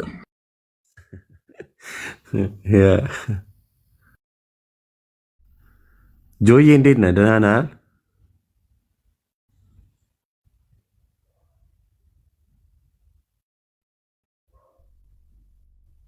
ሰላም ይብዛ። እግዚአብሔር ይመስገን አለሁልህ። እንዴት ነህ? አለን። ጠፍተሃል በጣም። ጠፋሁ? አለሁ አልጠፋሁም። ታወራ ስለ ቦረንቲቻ ምናምን ነገር እናንተ ጋር ወንዝ አለ እንደ እኛ ጋር ወንዝ ምናምንም ስላለ ሰዎች አይመከሩም እንትን እንዲሉ። ወንዝ ይጠርጋቸዋል ይባላል። አው አብዛኛውን ጊዜ ኢቭን እንኳን በጣም ዋናተኛ ራሱ አይደፍርም ግንቦት ወር ላይ። የሚገርም ነው። አጋንንቱ ያው ስለሚገበርለት እንግዲህ አክቲቭ ነው ማለት ነው።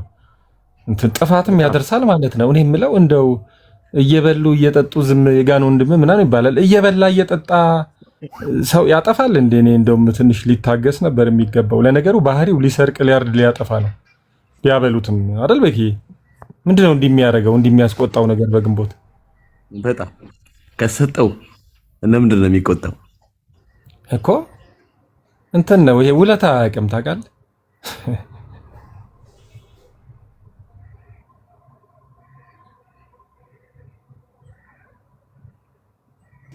እሺ ወገኖች ያንን ሶስቱን ጥያቄ አይደፍሩትም። አንደኛ ማርያም የተወለደችበት ተብሎ የተባለው ቀኑ ግንቦት 1 ለመሆኑ አይመልሱትም እንጂ ቢሃይንድ ባይም ሳያዩ እዚህም ቀደም ከነበሩ ሰዎች ውስጥ ሳያዩ ቀርተው አይደለም። ሁለተኛ በሊባኖስም ተወለደች የተባለውን ከታሪክ አኳያ ምንጭ የላቸውም። ያው አሉ ብሎ ከሚለው መላምት ባለፈ ሌላ ነገር ሊያቀርቡልን አይችሉም። እንደዚሁም ከዚህ ከግንቦት 1 ጋር በተገናኘ የጣዖት የአምልኮ ስርዓት እንደሚደረግ ይሄኛውንም ደግሞ ምንም መረጃ ሊያሳዩንም ደግሞ አይችሉም እና ርዕሱን ስለማይመልሱት አሁን 2 ሰዓት ከ5 ደቂቃ ተቀመጠን። አንድ ኦርቶዶክስ ገባ ተሳድቦ ነው የወጣው እንጂ ቢሃይንድ ባይ በብዙ ሺህ የተቆጠረ ህዝብ ያያል ከበስተኋላ ተደብቆ። እዚህ እንኳን ወደ 460 አካባቢ ሰው ነበር የሚያየው። አሁን ወደ 400 አካባቢ ሰው አለ። አይመልሱትም። ስለዚህ በበጎ ፍቃዴ ጥያቄውን አንስቼላችኋለሁ። ይቆየን ለሚቀጥለው ዓመት። ማርያም እመቤቴ የተወለደችበት ቀን ነው ብለህ እኛ ፊት ስታወራ እንዳትሰማ እንላለን። ኦኬ። ብዙ ጊዜ የማርያም ጠላትም እያሉ ይሉናል እኛ ወንጌላውያን። የማርያም ጠላት ወንጌላውያን ወይስ ኦርቶዶክሳውያን? ብዙ ጊዜ የማርያም ጠላት ናችሁ እናንተ አትወዷትም ስለምትጠሏት። ምን አደረገቻችሁ ግን ይሄን አለምትጠሏት? ምን ብትበድላችሁ ነው ምናምን ነገር እያላችሁ ስትሉ አረኛ የማርያም ጠላት አይደለም ልንሆንም አንችልም ብለን ስንል እኛ ልንሰሙን አቻላችሁም። ግን እስኪ እኛ የማርያም ጠላት የሆንበትን በቪዲዮ የተናገርነው በጽሁፍ የጻፍነው መረጃ ካላችሁ ንገሩን። እኛም ደግሞ በመጽሐፍ የጻፋችሁትን እንንገራችሁ። የማርያም ጠላት እውነት ማን ነው? እኔ እንደ አንድ የወንጌል አማኝ የማርያም ጠላት በእውነት ነው ብዬ የምላችሁ የጌታችን የኢየሱስ ክርስቶስ እናት የማርያም ጠላቷ ማን ነው ተብሎ እዚህ ምድር ላይ ቢፈለግ ቁጥር 1 ከሰይጣን ቀጥሎ ጠላቷ ማን ነው ተብሎ ቢባል የኢትዮጵያ ኦርቶዶክስ ተዋሕዶ ክርስቲያኖች ብዬ እላለሁ። ለምን ብለው ቢሉ መጽሐፍ ከፍታለሁ። መጽሐፉንም ከፍተው እኔ ጋር ቀልድ የለም። መጽሐፉን ከፍተዋለሁ። ጠላት መሆኗን በምንኛ ስሟን እየጠራች እንዴት አርጋ እንደጻፈች እንዴት አርጋ እንደቀመረች እንዴት አርጋ ለትውልድ እያስተላለፈች የጌታ እናትን እንድንወዳት ነው ወይስ እንድንጠላት ነው የሚያደርገው ይሄን ጽሁፍ ላነበበ ሰው ብሎ የሚለው ማየቱ ብቻ በቂ ነው። ስለዚህ የማርያም የጌታችን ኢየሱስ ክርስቶስ እናት ማርያም ጠላት ናቸው ተብሎ ብዙ ጊዜ የሚነገርልን እኛ ነን። እኛ የወንጌላውያን አማኞች ሳንጠላት ጠላት ናችሁ ይሉናል እና ወደዚህ እንቀይርላቸው። ያኛውን ሊሆን አይችልም። የግንቦት ልደታ በቃ ቶ ኤርሚያስ ህዝቡም ንፍሮ ሊበላ ሄዷል። ያው 2 ሰዓት ሙሉ ጠብቄ እስካሁን አንድ ሰው ነው ገብቶ ተናገረው፣ እሱም ተሳድቦ ነው የወጣው። እሺ የማርያም ጠላቷ ማን ነው? ይሄን እኮ ለመናገር እኮ ጥሩ እድል እኮ ነው። ጥሩ እድል ነው። እናንተ ናችሁ ጴንጤዎች ናችሁ ታዲያ እንዴ ከድሮ ጀምሮ ነገርናችኋል እንዴ ብላችሁ አላችሁ። እስቲ በመረጃ አስደግፉና ንገሩን። ጠላትነታችንን ዛሬ ወዳጅ እንድንሆን አስረዱን። አታደርጉትም። የእውነት ማለት ነው አታደርጉትም። እኔ አሁን እየፈለገን ያለ ናኦል ከየት ቤተ እምነት ነው? ቆይ እድል ልስጥ። ናኦል ከየት ቤተ እምነት ነው?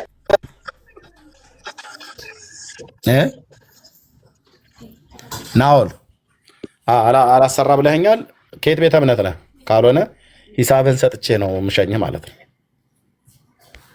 እሺ ስለወረድክ የምታመልጥ መስሎ ከሆነ ታርጌት አድርጌ ይዤሃለሁ። በቃ ተሸኘ ማለት ነው። አንተን 18 ጊዜ ብቅ ጥልቅ እያልክ ስትረብሽ ማየት የለብኝም። ቴንኪው እና ጌታ ይባርካችሁ። ዳግሻዬ እንኳን ደህና መጣህ። ከቻልክ ሰላም በል። ርዕሱን ቀይሬዋለሁ የሚመልስ ስለሌለ እሺ ሚኪያስ ሚኪያስ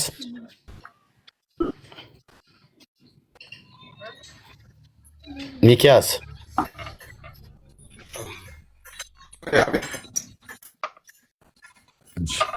አቤት። ኦኬ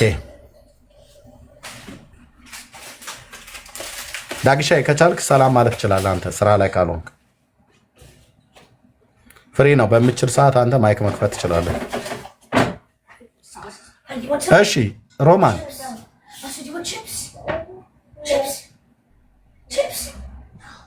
ሮማን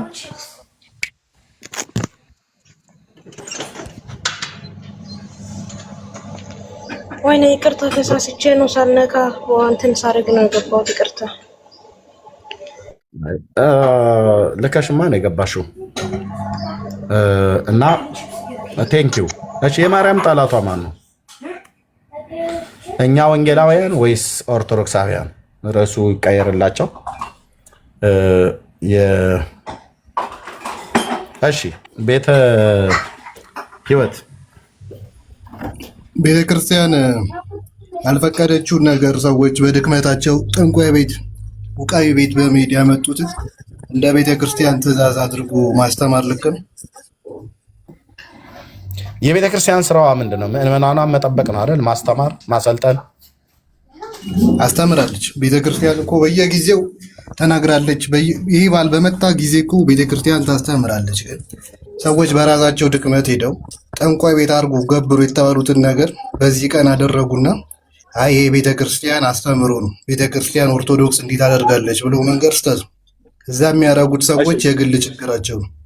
ግንቦት ልደታን ማን ነው የሚያከብረው? ኦርቶዶክሳውያን ናቸው አይደል? ኦርቶዶክሳውያን ቦሮንትቻና ቦሮንትቻ እያሉ አድባር ዛፍ ቅቤ የሚቀባው ቦሮንትቻ እያሉ ቡና የሚደፉት በየበረት በየዛፍ ስር እነማን ናቸው? ጠንቋይ ቤት የሚሄዱ ሰዎች፣ ጀነራሊ ጠንቋይ ቤት የሚሄዱ ሰዎች ናቸው። ለምንድን ነው በዛ ቀን የተመረጠላቸው? ምክንያቱም የአጋንንት ዋነኛ ስራው የሰው ልጅ ከፈጣሪ ጋር ማጋጨት ነው፣ ከቅዱሳን ጋር ማጋጨት ነው። እና እመቤታችን ደግሞ ከቅዱሳን ሁሉ በላይ ነች። ስለዚህ በእሷ ቀን እሱ እንዲነግስ እሱ እንዲከበር ይፈልጋል፣ ያደርጋል ማለት ነው። ስለዚህ የልደቷን ቀን መርጦ በእሷ ቀን የልደቷን ቀን መርጦ በእሷ ቀን ገብሩልኝ ይላቸዋል። ከእሷ ጋር ለማጣላት ለማጋጨት፣ በእሷ ቦታ እንዲከበሩ እሱ ለማስደረግ ማለት ነው። እና ይሄ እነማንን ነው ገብሩልኝ ብሎ የሚላቸው? ወደ እሱ የሚሄዱትን ሰዎች ሁሉ እምነታቸው ምን አይነት እምነት ነው የሚከተሉት? የተለያየ እምነት ሊሆን ይችላል። የተለያየ እምነት አድባር ዛፍ ቅቤ የሚቀቡት እምነታቸው ምንድን ነው? አብዛኛው ችግር የለውም። አብዛኞቹ ኦርቶዶክስ ነው። አብዛኞቹ ኦርቶዶክስ ናቸው። ልክ ነህ። እውነቱን አልካድከውም። ችግር የለውም። ስለዚህ ይሄ ህዝብ አብዛኛው ህዝብ የተባለው የንስሐ አባት የላቸውም? አላቸው። አይነግሯቸውም አይደል? ጣዖት ነው እንደዚህ አይነት ነገር አታድርጉ ብሎ አይነግሯቸውም አይደል? በሚገርም ሁኔታ የንስሐ አባት ይናገራሉ። በአውደ ምሕረት ላይ ይነገራል። ከሚገባው በላይ ተነግሯል፣ ተመክሯል። ከዚህ በላይ ግን ተነግሮ ሰው ሄዶ የራሱን ፍቃድ ካደረገ የግሉ ችግር ነው የሚባለው እንጂ የቤተ ክርስቲያን ችግር አይደለም ማለት ነው። የሰውየው የራሱ የግሉ ህይወት ነው። ስለዚህ ሰውየውን ለይተን ነው እንጂ ልንነቅፈው የሚገባው ከሃይማኖት ጋር ከኦርቶዶክስ ጋር አያይዘን አይደለም። ቤተ ክርስቲያን ደም እያፈሰሳችሁ እርጩለት ለግንቦት አንድ ቀን ሲመጣ የሚል አስተምሮ የላት እና ከዛ አንጻር ይወሰድ። ግን በጣም የሚገርመው ወንድሞች እናቶቼ፣ አሁን ወንድማችን እንደዚህ ብለዋል እንጂ በየከተማው የሚሆን በየገጠሩ የዛሬ ግንቦት አንድ ተብሎ የሚባልበት ይሄ ፕሮግራም በሚደረግበት ቦታ ላይ እየዞሩ ቡራኬ የሚባርኩላቸው ካህናቱ ናቸው፣ የኦርቶዶክስ ካህናት። ልብ በሉ። አያውቁትም። በእርግጥ ቤተክርስቲያኒቱ አትቀበለው ምናምን ነገር ብለዋል እንጂ ወንድማችን እየዞሩ የሚጠጣውንም የሚባርኩ የታረደውንም የሚባርኩ የተቀቀለውንም የሚባርኩ እመቤታችን በተወለደችበት በዛ በሊባኖስ ተራራ ስር እረኞች ንፍሮ እየቀቀሉ ይረጩና እንደዚህ ደስታቸውን ይገልጡ ነበር እያሉ በየሄዱበት እንደዛ የሚያደርጉት የኦርቶዶክስ ካህናት ናቸው። ስለዚህ ወንድማችን ምንም ንፍሮ መብላት የሚለው ሌላ ርዕስ ነው። አሁን ንፍሮ ጋር ለምን ይበላል ወደሚለው ወደሱ መምጣት እንችላለን። ግን ደም መርጨት ለአጋንንት መገበር የሚለው የቤተ ክርስቲያናቷ ትምህርት አይደለም። የተወሰኑ ደግሞ ካህናቶች የተሳሳቱ ካህናቶች ያደረጉትን ብለን የቤተ ክርስቲያናቷ ልንል አንችልም። ምክንያቱም ብዙ ጥንቁልና የሚሰሩ መሪጌቶች ስላሉ ማለት ነው። መሪጌታ ነኝ ብለው ነው የሚመጡ። ግን እነሱ የቤተ ክርስቲያናቱን ትምህርት አይወክሉም።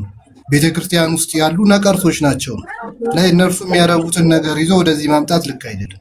ንፍሮ ለተባለው ደግሞ በሊባኖስ ተራራ ሐናና ኢያቄም ስደት ላይ ስለነበሩ የሚመገቡት ጥራጥሬ ንፍሮ ስለነበር ያንን በማሰብ ነው ንፍሮ የሚበላው። ሌላው ግን ባዕድ አምልኮ የኦርቶዶክስ ተዋሕዶ ቤተክርስቲያን አይደለም ማለት ነው። እሺ ኦኬ እሺ ማን ከፍተ ሰው አለ? እሺ ወንድማችን ምንድን ነው ያለው? ኦኬ ንፍሮ መቀቀሉን እና ንፍሮ መብላቱን ከእመቤታችን በዓል ጋር በተገናኘ ነው፣ ከማርያም በዓል ጋር በተገናኘ ነው ሊባኖስ ምድር ላይ ብሎ አለ እና ሊባኖስ ሀገር ነው የተወለደችው ማርያም። ያው በሊባኖስ ተራራ በሊባኖስ ተራራ ነው ወይስ በሊባኖስ ሀገር ነው የተወለደችው? ሊባኖስ በሚባል ቦታ ነው። ችግር የለውም። ሀገር ነው ወይስ ምንድን ነው? ኦኬ እሺ ኤግዛክት ሎኬሽኑን ከሆነ አይ በእናትህ ደስ ይለኛል። የተወለደችው ሊባኖስ ነው ብላችሁ ስትሉ ሀገር ነው ወይስ ተራራ ነው ወይስ ምንድን ነው? ወንዝ ነው? እሺ ተራራ ነው የሚለው። እሺ ምንድን ነው ልዩነቱ? የት ሀገር ነው ያለው የሊባኖስ ተራራ የሚባለው? ሰው የተወለደችበት ተራራ አሁን በአሁኑ ጂኦግራፊ የትኛው ሎኬሽን ውስጥ ነው ያለው? እሱን ሙሉም ማምጣት ይቻላል። ግን አሁን ከተናገርነው ጋር ምንድን ነው ግንኙነቱ እኮ? የት ነው ያለው? እሱ ላይም ራሱ ችግር ስላለው ማለት ነው። የት አካባቢ ነው ሎኬሽኑ? እሺ ሎኬሽኑ ነው። እሺ ትንሽ ደቂቃ ስጠኝ እመለሳለሁ። ኦኬ ታብ ኮፒ ሊንክ ሼር አድርጉት።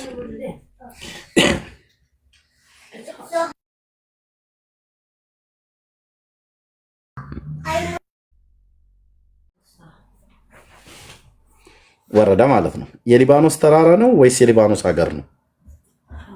የሊባኖስ ተራራ ከሆነ ማርያም የተወለደችበት የት ነው ሎኬሽኑ ያለው? ጂኦግራፊ ነው እየጠየኩ ያለሁት።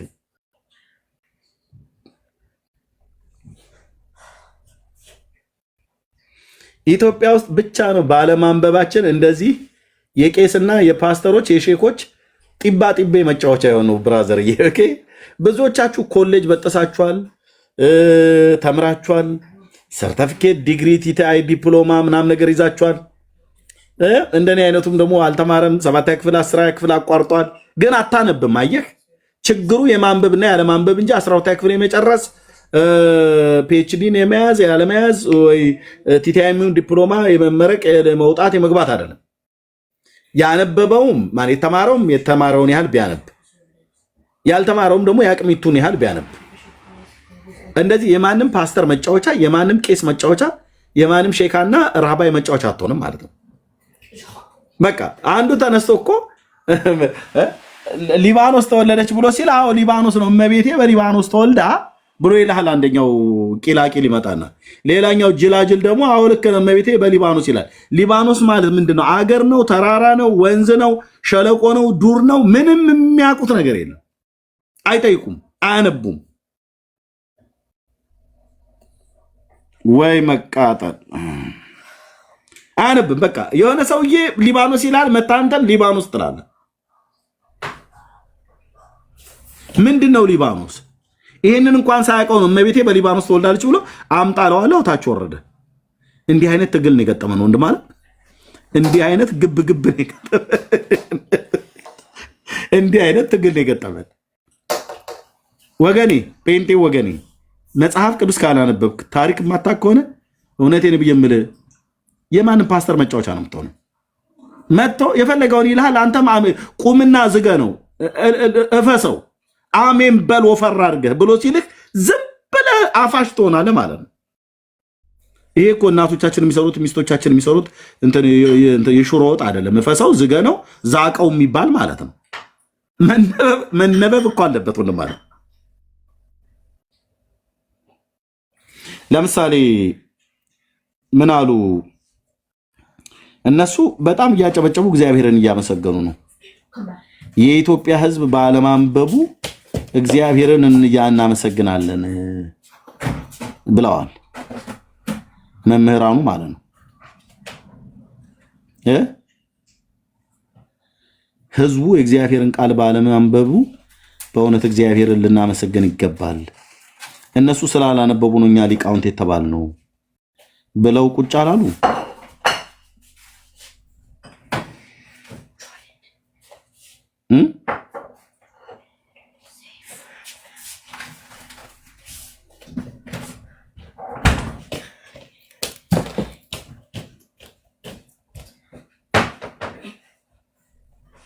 የት አለ ያ ቪዲዮ ወንድም አለ?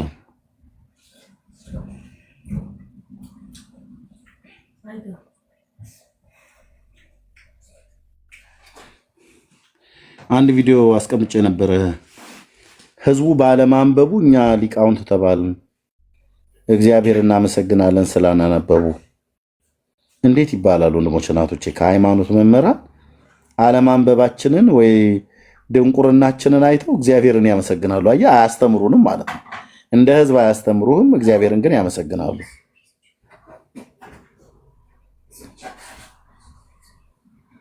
ኦኬ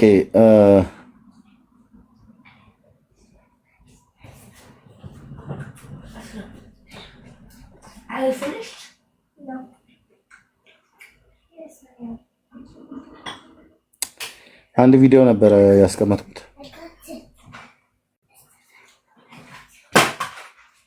ኦኬ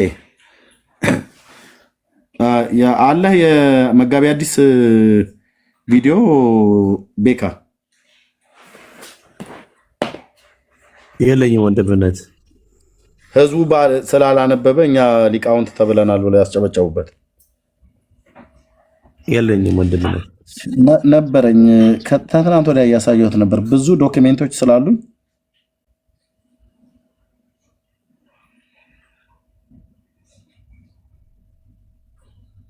እኔ ባለፈው ልክ ይላሉ ስላለች የኢየሱስ ልጅ ምናምን ማን ነው? የቱ ጋር ነው የላክሽው? ደግመሽ እስቲ ላኪው። እምን ላይ ነው የላክሽው?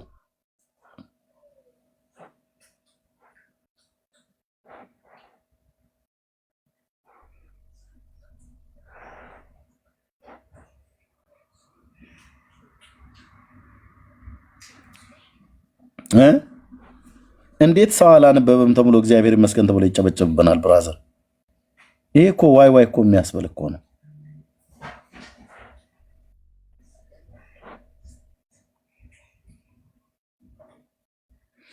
ቴንክ ዩ አንቾ ተባረክ።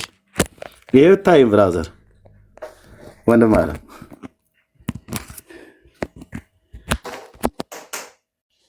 እኛ እናነብም ማለት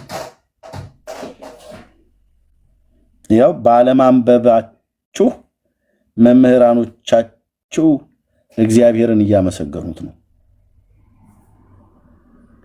ይልኝማ ስማልኝማ ምን እንደሚባል ተኛ ዛሬ እግዚአብሔር ይመስገን እና ሰሜዳ የኛ ሰው አያነብም። እግዚአብሔር ይመስገን እኔ አሁን ሰው እንዳነብ ይገፋፋ። እኔ አሁን ብዙ ጊዜ ሰው አለማንበቡ ነው እኛል። የኛ ሰው አያነብም። እግዚአብሔር ይመስገን እኔ አሁን ሰው እንዳነብ የኛ ሰው አያነብማ እግዚአብሔር ይመስገን።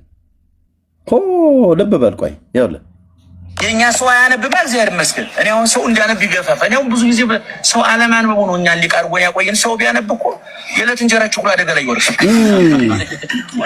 አየው ህዝቡ ቢያነብ የዕለት እንጀራችን አደጋ ላይ ይወድቃል።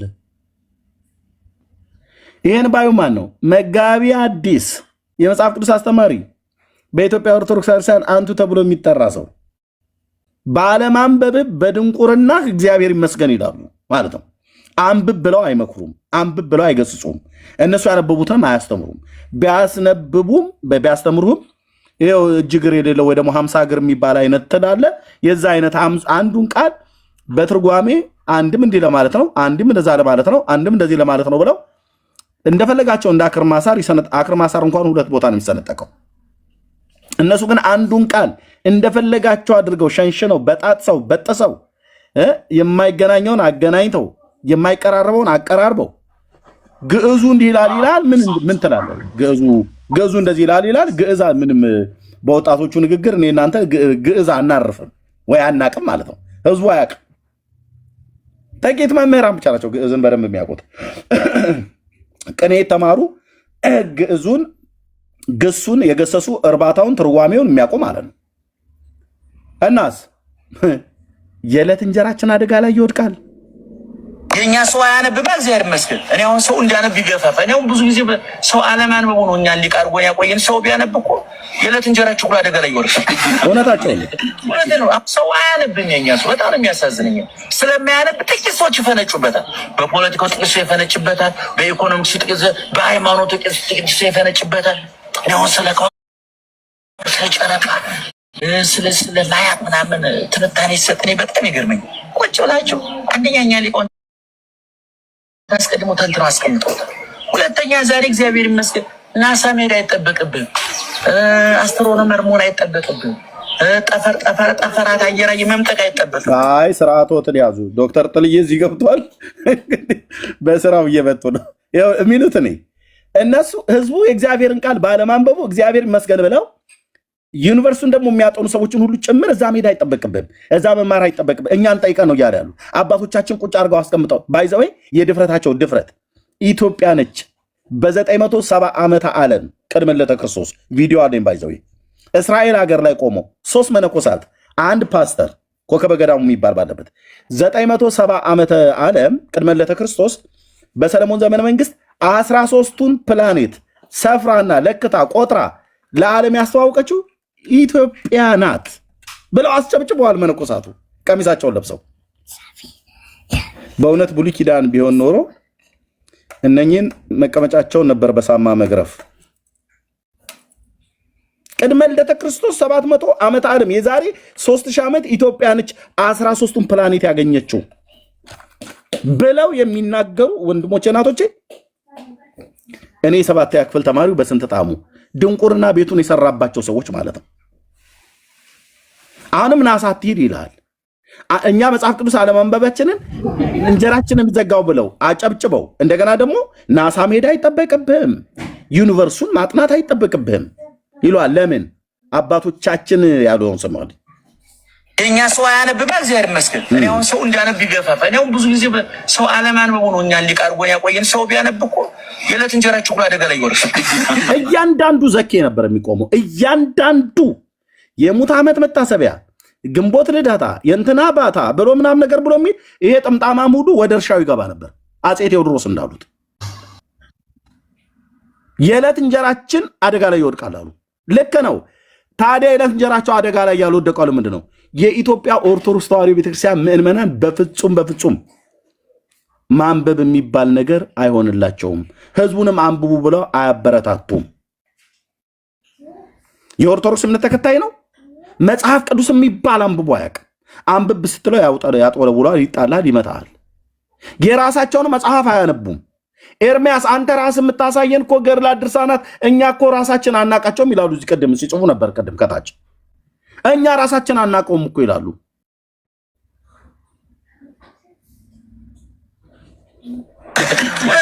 ሰው አያነብም። የኛ ሰው በጣም የሚያሳዝነኝ ስለማያነብ ጥቂት ሰዎች ይፈነጩበታል። በፖለቲካው ጥቂት ሰው ይፈነጭበታል። በኢኮኖሚክስ ጥቂት፣ በሃይማኖት ጥቂት ሰው ይፈነጭበታል። ነው ስለ ከወቅ ስለ ጨረቃ ስለ ማያት ምናምን ትንታኔ ሲሰጥ እኔ በጣም ይገርመኝ። ስላነበቡ ነው። አንደኛ ሊቆን አስቀድሞ ተንትኖ አስቀምጠውታል።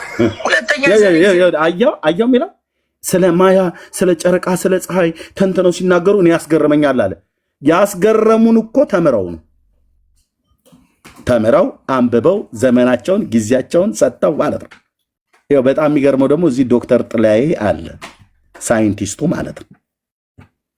ፀሐይ ላይ እያጠና ያለው ናሳ የሚሰራው ማለት ነው። እሱ ሲናገር ስንት ጊዜ ነው የተገረምነው? ስንት ጊዜ ነው የተደመምነው? ታዲያ ቁጭ ብሎ ከእናቱ ማህፀን ሁሉ ጭምር ይሄ እውቀት ወጥቶለት ተምሮ ነው፣ አንብቦ ነው። አለማንበባቸውን የህዝቡን አለማንበብ አጨብጭቦ ካበቃ በኋላ ባነበቡ ሳይንቲስቶች ግን የመጣውን እውቀት እየተደመሙበት ከዛ ምን ይላል? በእውነት ተምረውና አንብበው ስለደረሱበት እውቀት እግዚአብሔር እናመሰግናለን አይሉም። የእኛ አባቶች ናቸው አስቀድመው አላሉ። ስለማያት ምናምን ትንታኔ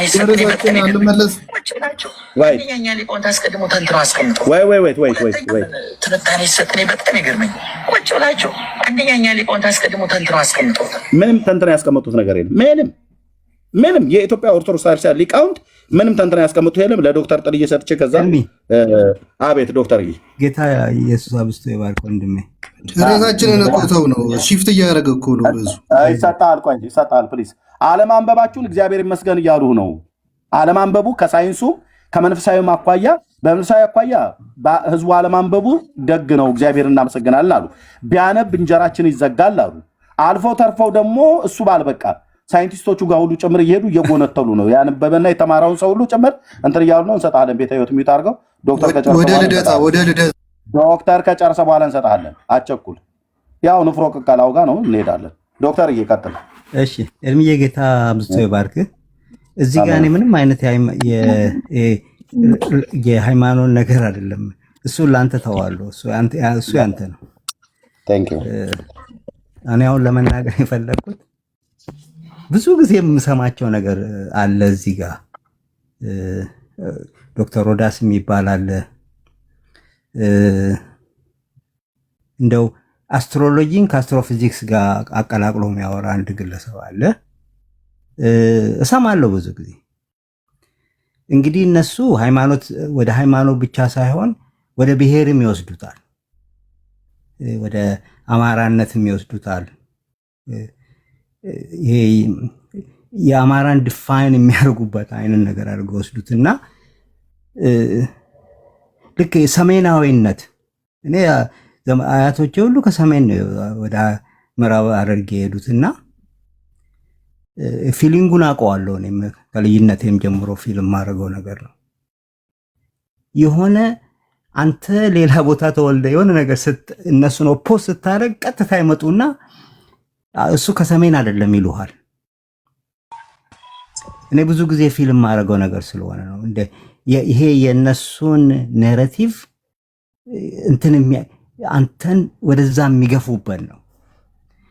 አባቶቻችን እንደዚህ አድርገው አስትሮኖሚን በተመለከተ ኢትዮጵያ አይደለችም ሁሉ ካልቸር አስተዋጽኦ አድርጓል። በኢትዮጵያ ውስጥ ትልቁ ሪከርድ ያደረገው የቦረና ህብረተሰብ ነው። የቦረና ህብረተሰብ ነው ሳይንስ የሚያውቀው። የቦረና ህብረተሰብ ዝናብ መቼ እንደሚዘንብ ቲፒክሊ ፎርካስት የሚያደርጉበት ቴክኒክ አላቸው። እስከ ኖዋ የናሳ እንትን የሚባለው ይሄ ናሽናል ኖዋ ናሽናል ኦሽኔቲክ የሚባል ነው። ኦሽኔቲክ አድሚኒስትሬሽን ነው። ይሄ የአትሞስፌሪክ ኦሽኔቲክ አድሚኒስትሬሽን ነው። ይሄ የሆሪከን የተመለከተ ዝናብን ሁሉን ነገር ፎርካስት የሚያደርግ ሴንተር ነው። እስከ ሪኮግናይዝ የሚያደርገው የቦረና ነው።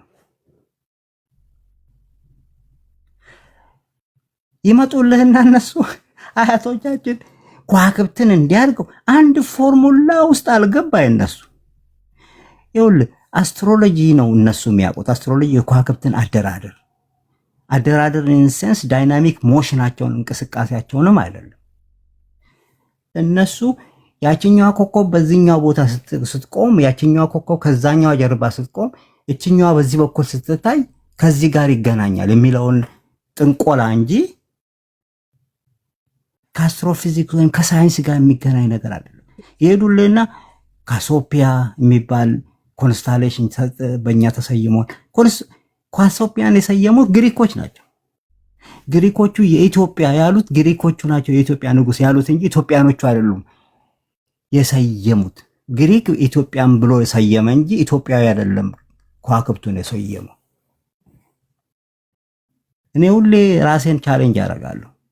ቻሌንጅ የማደርግበት አንዱ የኢትዮጵያ ታሪክ ኢትዮጵያን ቴክኖሎጂ የሚል ኮርስ እያዘጋጀው ነው ያለው። አሁን ለኢትዮጵያ ዩኒቨርሲቲ ላሉ ተማሪዎች የምናስተምረው ማለት ነው። ኢትዮጵያ ውስጥ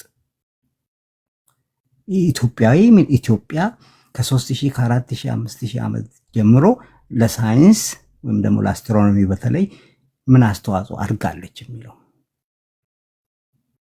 ያንን ለማድረግ ብዙ ዲቴይል ኤክስፕሎሬሽን ያስፈልጋል። ከልጅነት ጀምሮ ያጠናው ነው። ይሄን ሮዳስ እየመጡ ዝም ብለው የሚቀደዱት ሁሉ ውሸት ነው፣ ውሸት። ሮዳስ ፊሎሎጂ ነው የጨረሰው። ፊሎሎጂ ማለት ቋንቋ እንዴት ኢቮልቭ ያደርጋል የሚለውን ነው። ፈርስት ዲግሪውን፣ ሰከንድ ዲግሪውን አዲስ አበባ እኔ ሁሉንም ሶስቱንም ዲግሪዎቹን እጄ ላይ አሉ። ፒኤችዲ ያገኘንበትንም አዲስ አበባ ዩኒቨርሲቲ ነው የሰጠው። ፊሎሎጂ ነው። ፊሎሎጂ ማለት ቋንቋ እንዴት ኢቮልቭ ያደርጋል ወይ ግዕዝ በለው የአማርኛ በለው የሆነ ወርድ ወስደህ እንጂ አስትሮኖሚ ማለት እኮ ፊዚክስ ነው ሶልቭ የምታደርገው። ቀላል ጥያቄዎችን አይደለም። ማግኔቶ ሃይድሮዳይናሚክስ ነው ሶልቭ የምታደርገው። ኢቮሉሽን ስቴት ኦፍ ይሄ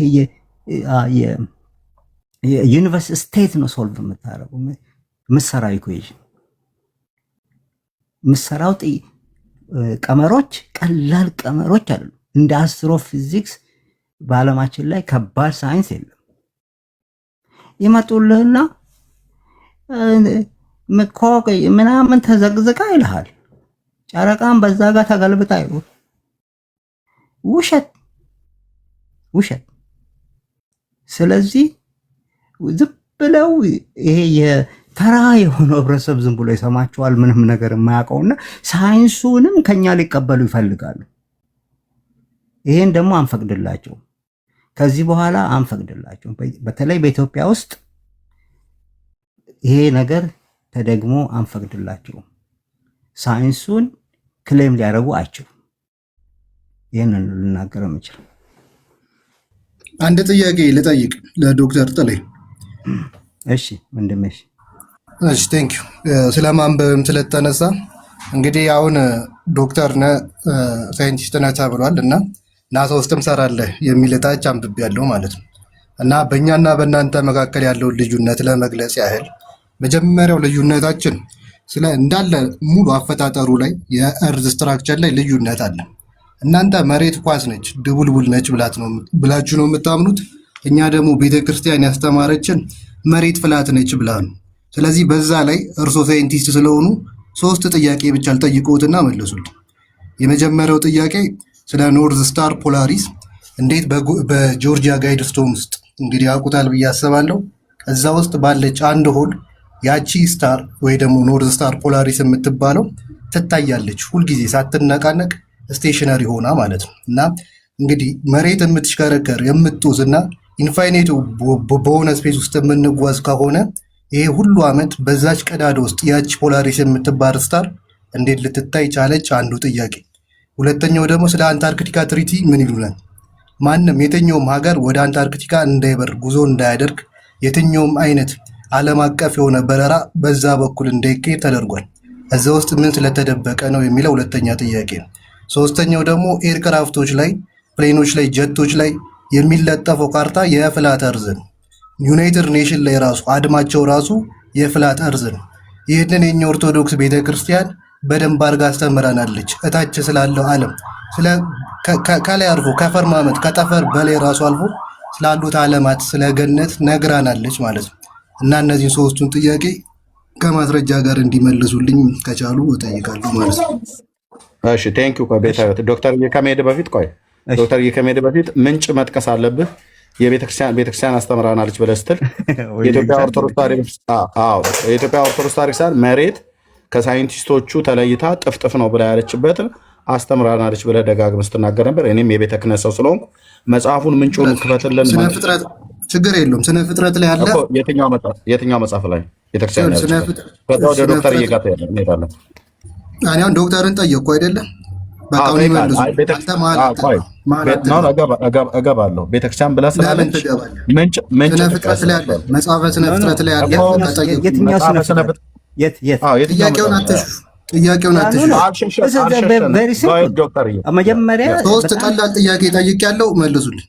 ይኸውልህ ማስረጃ አንጣ ነው ያልንህ እኮ ቤተክርስቲያን ካለች በኋላ ነው እመልስልሃለሁ። ይሄ እኮ ትሪቪያል ኩዌሽን እኮ ስነ ፍጥረት መጽሐፈ ስነ ፍጥረት ላይ አለ አልኩኝ አይደል? የትኛው ቦታ እኮ አለ አልኩኝ። እኔ አለ ካልኩኝ ለምን የግል እምነት አይሆንም? የኔ ግን ጥያቄ ጠየቅኩኝ። አለ መጽሐፈ ስነ ፍጥረት ላይ አለ። የቱ ጋር ነው ያለው ወደሚል ሽፍት ለማድረግ ሳይሆን ጥያቄውን መልሱት። እኔ እኮ እንትን እየተከራከርኩ አይደለም። እኔ እሰማሃለሁ፣ አንተን እኔ እንትንም እሰጥሃለሁ። ኦርቶዶክስ ቤተክርስቲያን የት ቦታ ነው? መሬት ጠፍጣፋ ነው። መጽሐፍ አክሲማሮስ ላይ ያለ፣ ስነ ፍጥረት ላይ ያለ፣ ብዙ ቦታ ላይ ያለ። አሁን እነሱን ይሄድኩኝ ገና አንድ ባንድ ስፈልጋለሁ። አሁን ጥያቄ ጠይቄያለሁ፣ መልሱልኝ። ጠይቀሃል፣ ዶክተር ይመልስልሃል፣ እዚሁ ይቀመጣል። አዎ ዶክተር ጥሌ ሳይንቲስት ነው። አዎ ናሳ ላይ አሁን እየሰራ ያለ ሰው ነው። ኦኬ ይመልስልሃል። ጥያቄው ሶስቱን ሰምተናል። አክሲማሮስ ብለህ ስላልክ እኔ አክሲማሮስ ስላለኝ አወጣዋለሁ። አንተ ምዕራፍና ቁጥሩን ትነግረኛለህ። አንድምታ ደግሞ አንድምታው ላይም የስነ ፍጥረት አንድምታው ላይም አክሲማሮስ ኤግዛክትሊ ጊዜ ይፈጃል። በልቼ እስካገኘው ጊዜ ስለሚፈጅ ነው አመጣው። አትጩህ አውጣው፣ አክሲማሮስ ላይ አውጣው። ኦኬ ምዕራፍና ቁጥሩን ንገረኝ። አወጣዋለሁ እኮ እሺ፣ ጠብቀኝ ትንሽ ሰዓት ስጠኝ። አይ የምን ሰዓት ነው የምሰጥህ? አምጣው። ቤተክርስቲያን አስተምራለች ብለህ አምጣ ብለኸኝ እኮ አመጣው። ሎኬሽኑን አምጣ ብለኸኝ አታነብም ብለኸኝ አምጥቼው ሽጣል። አሁንም አመጣለሁ። አንዴ አክሲማሮስ የአንተ ቤተክርስቲያን እስቲ መሬት ጠፍጣፋ ነው ብላ ያስተማረችበትን ትነግረናለህ። ይሄ አክሲማሮስን ያምጥልሃለሁ። ምዕራፍና ቁጥሩን ቶሎ አምጣው። እሺ ኦኬ አክሲማሮስ የቀለም ይጦስ ነው። ቆይ አምጣ።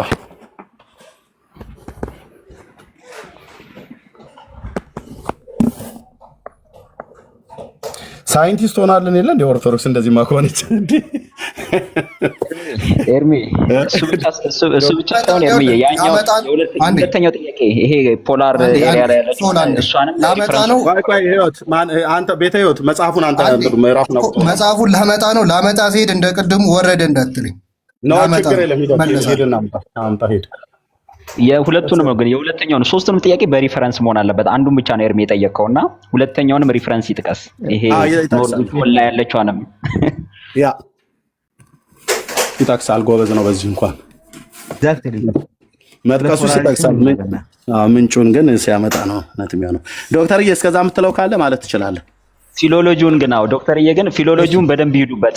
ፊሎሎጂው ምን እንደሆነ ከዚህ ከናንተ ከናሳ ምርምሩ ጋር ከአስትሮፊዚክስ ጋር እንደማይገናኝ ግን በደንብ እዚህ ላለ ህዝብ በደንብ መነገር አለበት። በጣም የተደበቀ ልክ የጠፈር ተመራማሪ ነው የሚያስመስሉትና ያን በደንብ አጋልጠው ዶክተርዬ። ቴንክ ዩ። እሺ በጣም አመሰግናለሁ። ይኸውላችሁ ብዙ ጊዜ መልስ የሚሰጣቸው ሰው የለም። ዝም ብለው በተለይ ዶክተር ሮዳስ ቅድም ነግሬያቸዋለሁ፣ ፊሎሎጂስት ነው። እኔ ብዙ ጊዜ ለዲቤት ጠርቼው ብዙ ጊዜ አልመጣም። ምክንያቱም ሂ ኖውዝ እንግዲህ ኢትዮጵያ ለሞደርን ሳይንስ ሞደርን አስትሮኖሚ ወይ ሞደርን ፊዚክስ ወይ ነው ሞደርን አስትሮፊዚክስ ወይ ደግሞ ሞደርን አስትሮኖሚ ኮንትሪቢዩት አድርጋለች ነው የሚለው። ሂዱና ቻትጂፒቲን ጉግል አድርጉ። ቻትጂፒቲን ኢትዮጵያ ሪሊ ሞደርን ለሆነው አስትሮፊዚክስ ኮንትሪቢዩት አድርጋለች ብትሉት የሚሰጣችሁ ምንድን ነው የሚላችሁ? ሊያባብላችሁ ይሞክራል። እንግዲህ ማንኛውም ካልቸር በጊዜው የሆነ የቀመሮችን ቀመር ማለት ፎርሙላ ሳይሆን የሆኑ ሪፒቲቲቭ የሆኑ አሁን ለምሳሌ ምንድነው ኤክሊፕስ ሶላር ኤክሊፕስ በሉት የሆኑ ዘመናትን ምክንያቱም እነኚህ ነገሮች ሪፒቲቲቭ ናቸው። ይሄ ምንድነው የምንለው እኛ በፊዚክሱ የሰለስቲያል ዳይናሚክስ አለ። ሰለስቲያል ዳይናሚክስ እያንዳንዱ ኦብጀክት የሆነ ፓተርን አለው የሚሄድበት፣ የሚዞርበት፣ የሚሽከረከርበት በሉ ኦርቢቱን ጠብቆ የሚዞርበት ዘመናትና ጊዜያት አሉት፣ ዳይናሚክ አሉት። እነኛ ነገሮችን በቀመር ወይም በሆነ ነገር ሪፒቲቲቭ ኔቸራቸውን አይተህ ማወቅህ አስትሮፊዚክስ ወይም ደግሞ አስትሮኖሚ አወክ አይደለም፣ ፓተርን ያየው። እነኛን ነገሮች ግን በፊዚክስ ቤዚክ በሆነ ፊዚክስ ግራቪቲ ምንን ከተን እኛ ደግሞ በቀላሉ እነኛን ነገሮች የሚሊየን ዓመት ወደኋላም ደግሞ የቢሊየን ዓመት እንቅስቃሴያቸውን ለማሳየት እንችላለን። ቤዝድ ኦን ፊዚካል ፋክት። ዝም ብሎ ራሳቸውን ሪፒት የሚያደርጉትን እየቆጠርክ ቁጭ ብለህ መቼ ነው ጨረቃ ያወጣችሁ እንጠብቃት ብለህ ጠብቀ ስትወጣ እየመዘገብ አሁንም ስትመጣ እየጠበቅ እየመዘገብ ይሄ አሁን ፓተርን የተከተልከው እንጂ ያንተ የፊዚክሱ ፊዚካል የሆነው ቤዝድ የሆነው ነገር ያሳየህ ነገር አይደለም። ስለዚህ ሁሉ ካልቸር ኢትዮጵያ ውስጥ ራሱ ያንዱ ካልቸር አለ። እኔ የምቃወመው እኔ ይኸውላችሁ እኔ ምን ጊዜ ምንትን የምለው ነገር ይሄ እየወሰዱ ወደ ሰሜን የሚቀረቀሩትን ነገር እኔ አሄት እኛም ቤተሰቦቻችን ከሰሜን የመጡ ናቸው። እኔ አያቶቼ በአራቱም በኩል ቄሶች ናቸው። እኔ ሃይማኖት ጉዳይ የለብኝ ነው። ኦርቶዶክስ ጴንጤ አይ ዶንት ኬር። እኔ ኢየሱስን የምከተል እንጂ እኔ ኦርቶዶክስ ምንም አይደለም፣ ጴንጤ ምንም አይደለም። እኔ ኢየሱስን ነው ማምነው። እርምዬም እዚህ ጋር አይቃወመኝም። ምንም አውቃለሁ። እኛ ኢየሱስን የምንከተል ተቀበሉ ኢየሱስን ያልነው እንጂ ሌላ ነገር አይደለም እያልን ያለ ነው። የምንገልጽበት መንገድ ሊለያይ ይችላል። ልክ ነው። ለሰው ልጅ የሚያስፈልገው ኢየሱስ እንጂ ምንም አያስፈልግም። ዶክተር ልክ ነው።